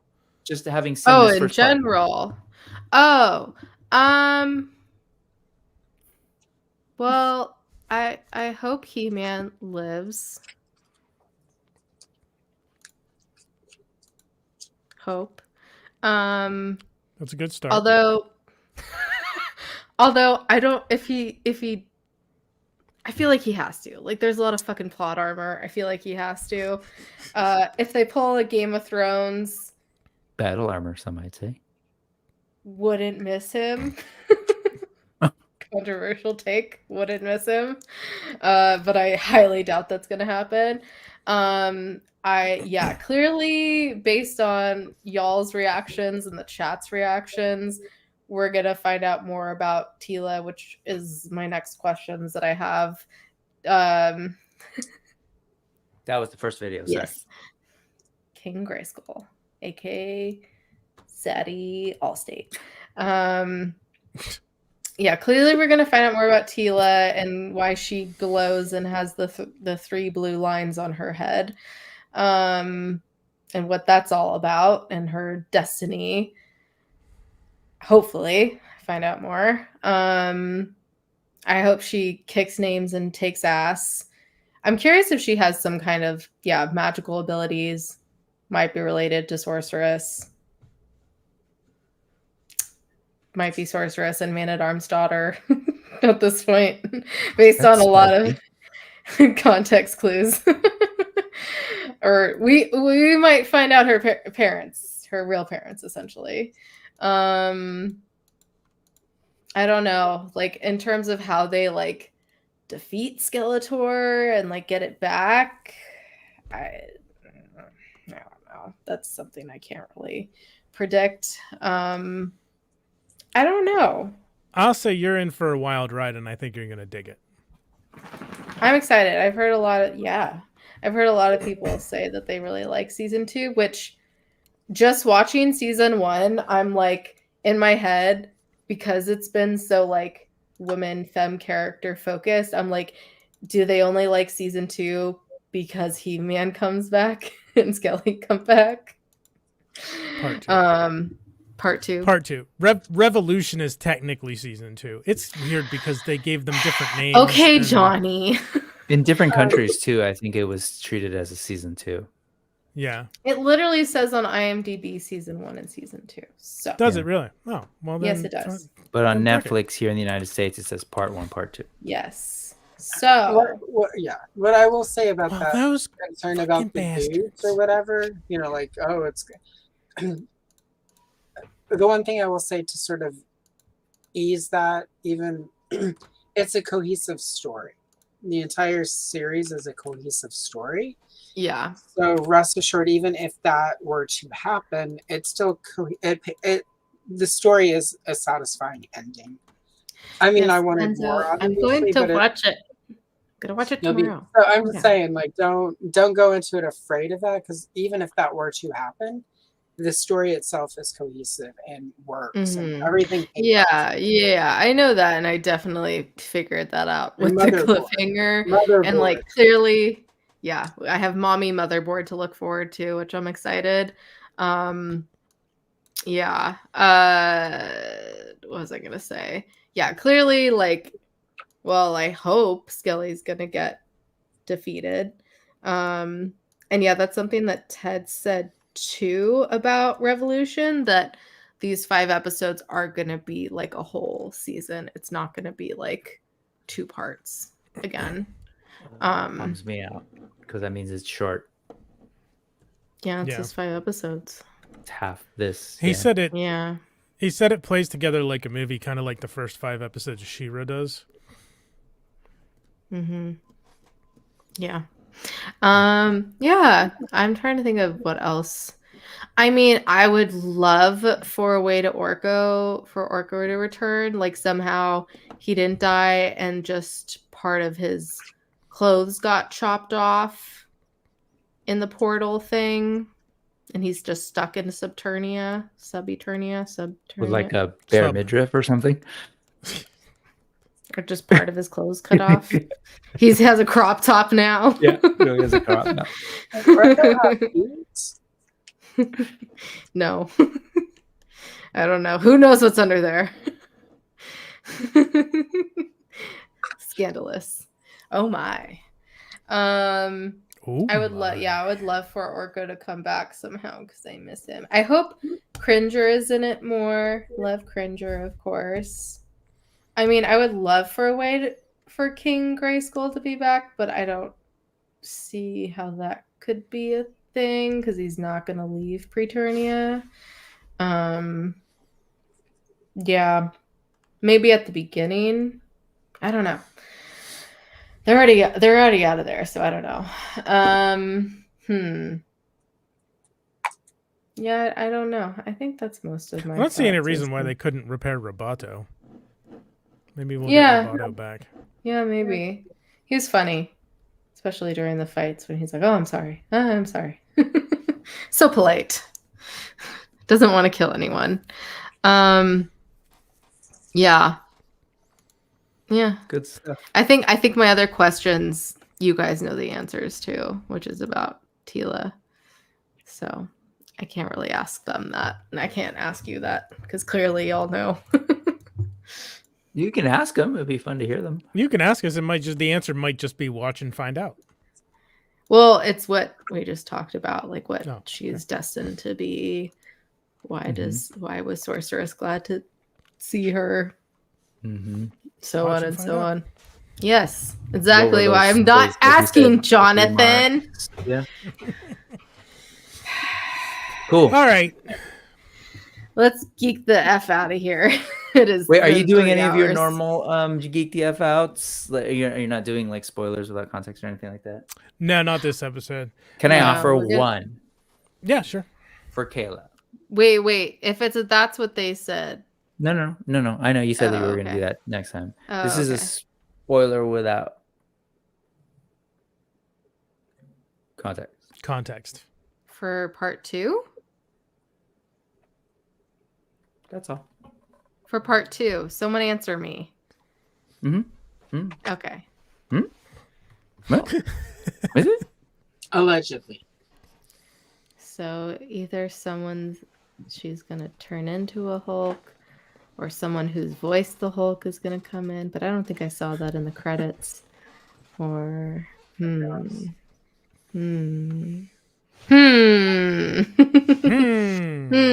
imaginary beard. All right. Yeah, I think, is anyone else, any other thoughts?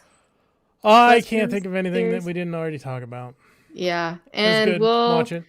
Be talking about part 2 on Monday with these 2 lovely humans, in addition to Michael from Toy Habits and Vector, and possibly Toy Sorceress as well. We'll see, depending on how her housing stuff plays out. She's dealing with a lot right now.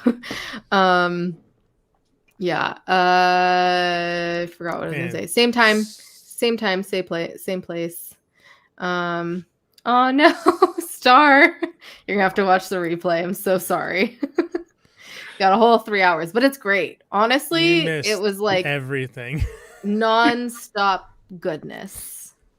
so much goodness. Like there was not a dull moment this whole show. It was great. It was like a solid discussion. I learned so much. So much. I think overall I will say love this show so far. Can't wait to watch part 2. Don't know why I haven't watched it sooner. Yeah, very excited.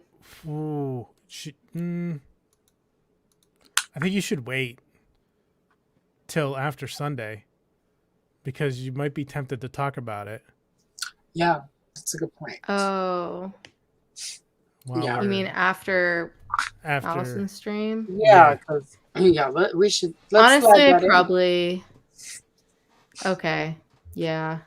Yeah, because you'll have thoughts, and I will have thoughts, and it'll be really hard for us to not talk about those thoughts. Okay. Yeah. You already saw Sounds Allison today. I know, it was really hard. I did really well. Really well. So yeah, what's Sorry. happening on Sunday? We are going on Allison's channel on Sunday to color Motu. My book is not. Yes, we are. I thought my book from was Revelations even. my book's somewhere. We're doing the Tila and Andra picture, right? Is that what we That is decided? accurate. I have to find that one. So it's from Revelation. I haven't seen. Yeah, there's a color. Yeah, it's a coloring book. Oh yeah. yeah. I thought we should order it from Amazon, but we all know Amazon is having Be issues right now. jealous, Brick. Be so jealous. So yeah, and I've got it close because Black Phoenix and I are doing a buddy color in here, right there. It's almost done. I need to do the sword and put some more shading in the skin, but we'll be doing Sunday morning, 11 a.m. on my channel. Johnny and Kayla will be there, and we'll be doing Tila and Andra. Gonna get as much done as we can. Also, it's like my peak favorite Tila, so that's great. I guess I'm gonna have to go home and get some coloring supplies. You probably should, yeah. Yeah. That's the one thing I forgot. Ooh, that's cool art. Yeah, it's That's cool. So, Not figure out now, but if on Sunday you could tell us who the artist was, if it lists, that would be cool. It doesn't. I don't know that it names the artist in here, and that's one of the problems with a lot of these. I was about to say corporate book. Oh, it says. Wait, I apologize. Illustrated by Diego Vasberg. So, I do have the link in my community tab. I believe I have a link for Sunday. The problem is in most parts of the country, Amazon's not going to get it to you in time since most of their hubs are in. Like, none of my stuff from Amazon that I've ordered the last week and a half will be here until next week because our hub we have one place here open, and it's anyway, snow. It's only $11 on Amazon. I just put a link to it. Yeah, in the chat, so if you're in a place where Amazon can get it, we don't get anything from that link. Grab it and color it. If not, I do know that some Targets still have it. If you have a Barnes and Noble, they'll probably have it closer to the $14.99 cover price. So anyway, there's some options if you want to join us for that.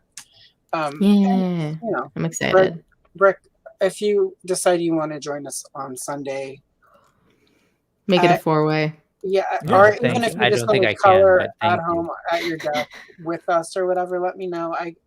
I have a scan of it. I can't be there in spirit. I can't distribute a scan for something commercially available the same way I can for an old coloring book, but I could get you my scan that I use to plot out coloring schemes. So I could do that for you. If you want to join us. Yeah. Awesome. Well, I'm very much looking forward to that. It is a weekend of Motu. And then we'll be talking about part 2 Monday night, same time, same place.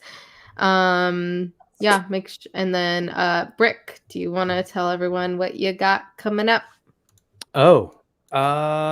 Sure. Well, tomorrow I will probably stop by the clubhouse and hope to see other folks there. That's over on Ostradamus. Hopefully it'll be post Niners win. That's a sports thing. And then I'm there. Come on, Brick. There's the chance we're in the that playoffs. I might jump onto Mega J. I might jump onto Mega J Retro in a little bit.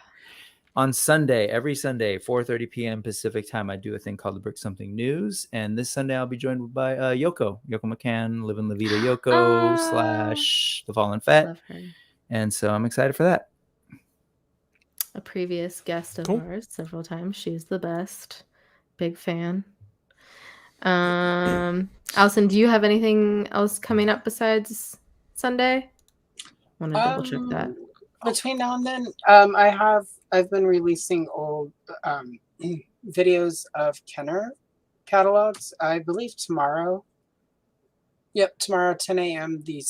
My very battered Superpowers toy catalog booklet will go live with all the toys from the booklet. It's just scanned.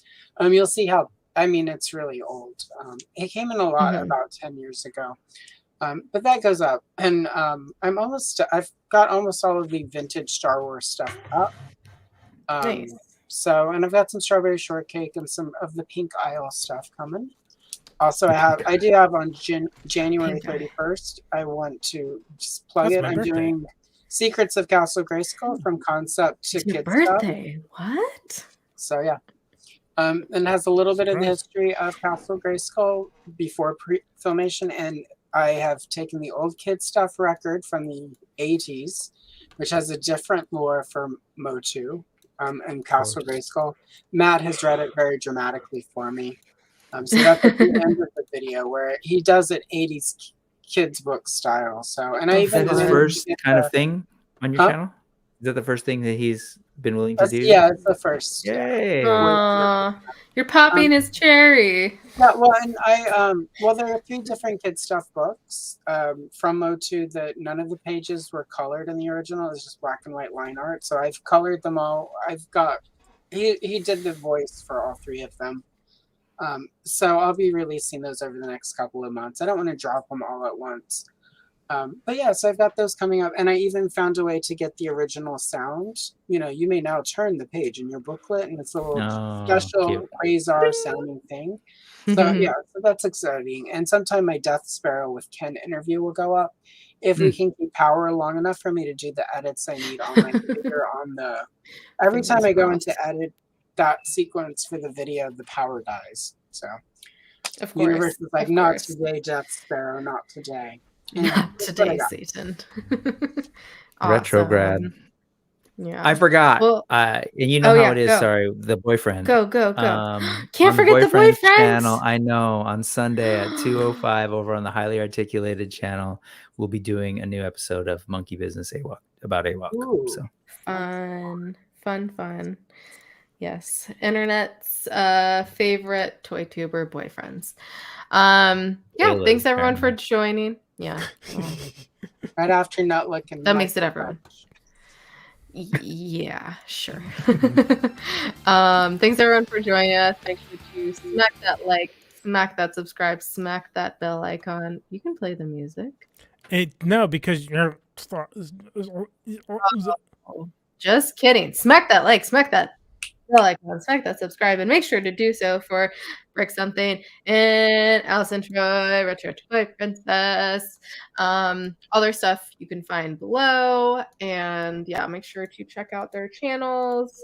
And if you want to follow us on social media, our handle is @GTFO channel. If you want to email us, our email is channelgtfo@gmail.com. Yeah, we'll see y'all either on Allison's on Sunday or on our channel on Monday. Hopefully both. Yeah, hopefully both. Yes, you should come. Thanks for geeking the F out with us.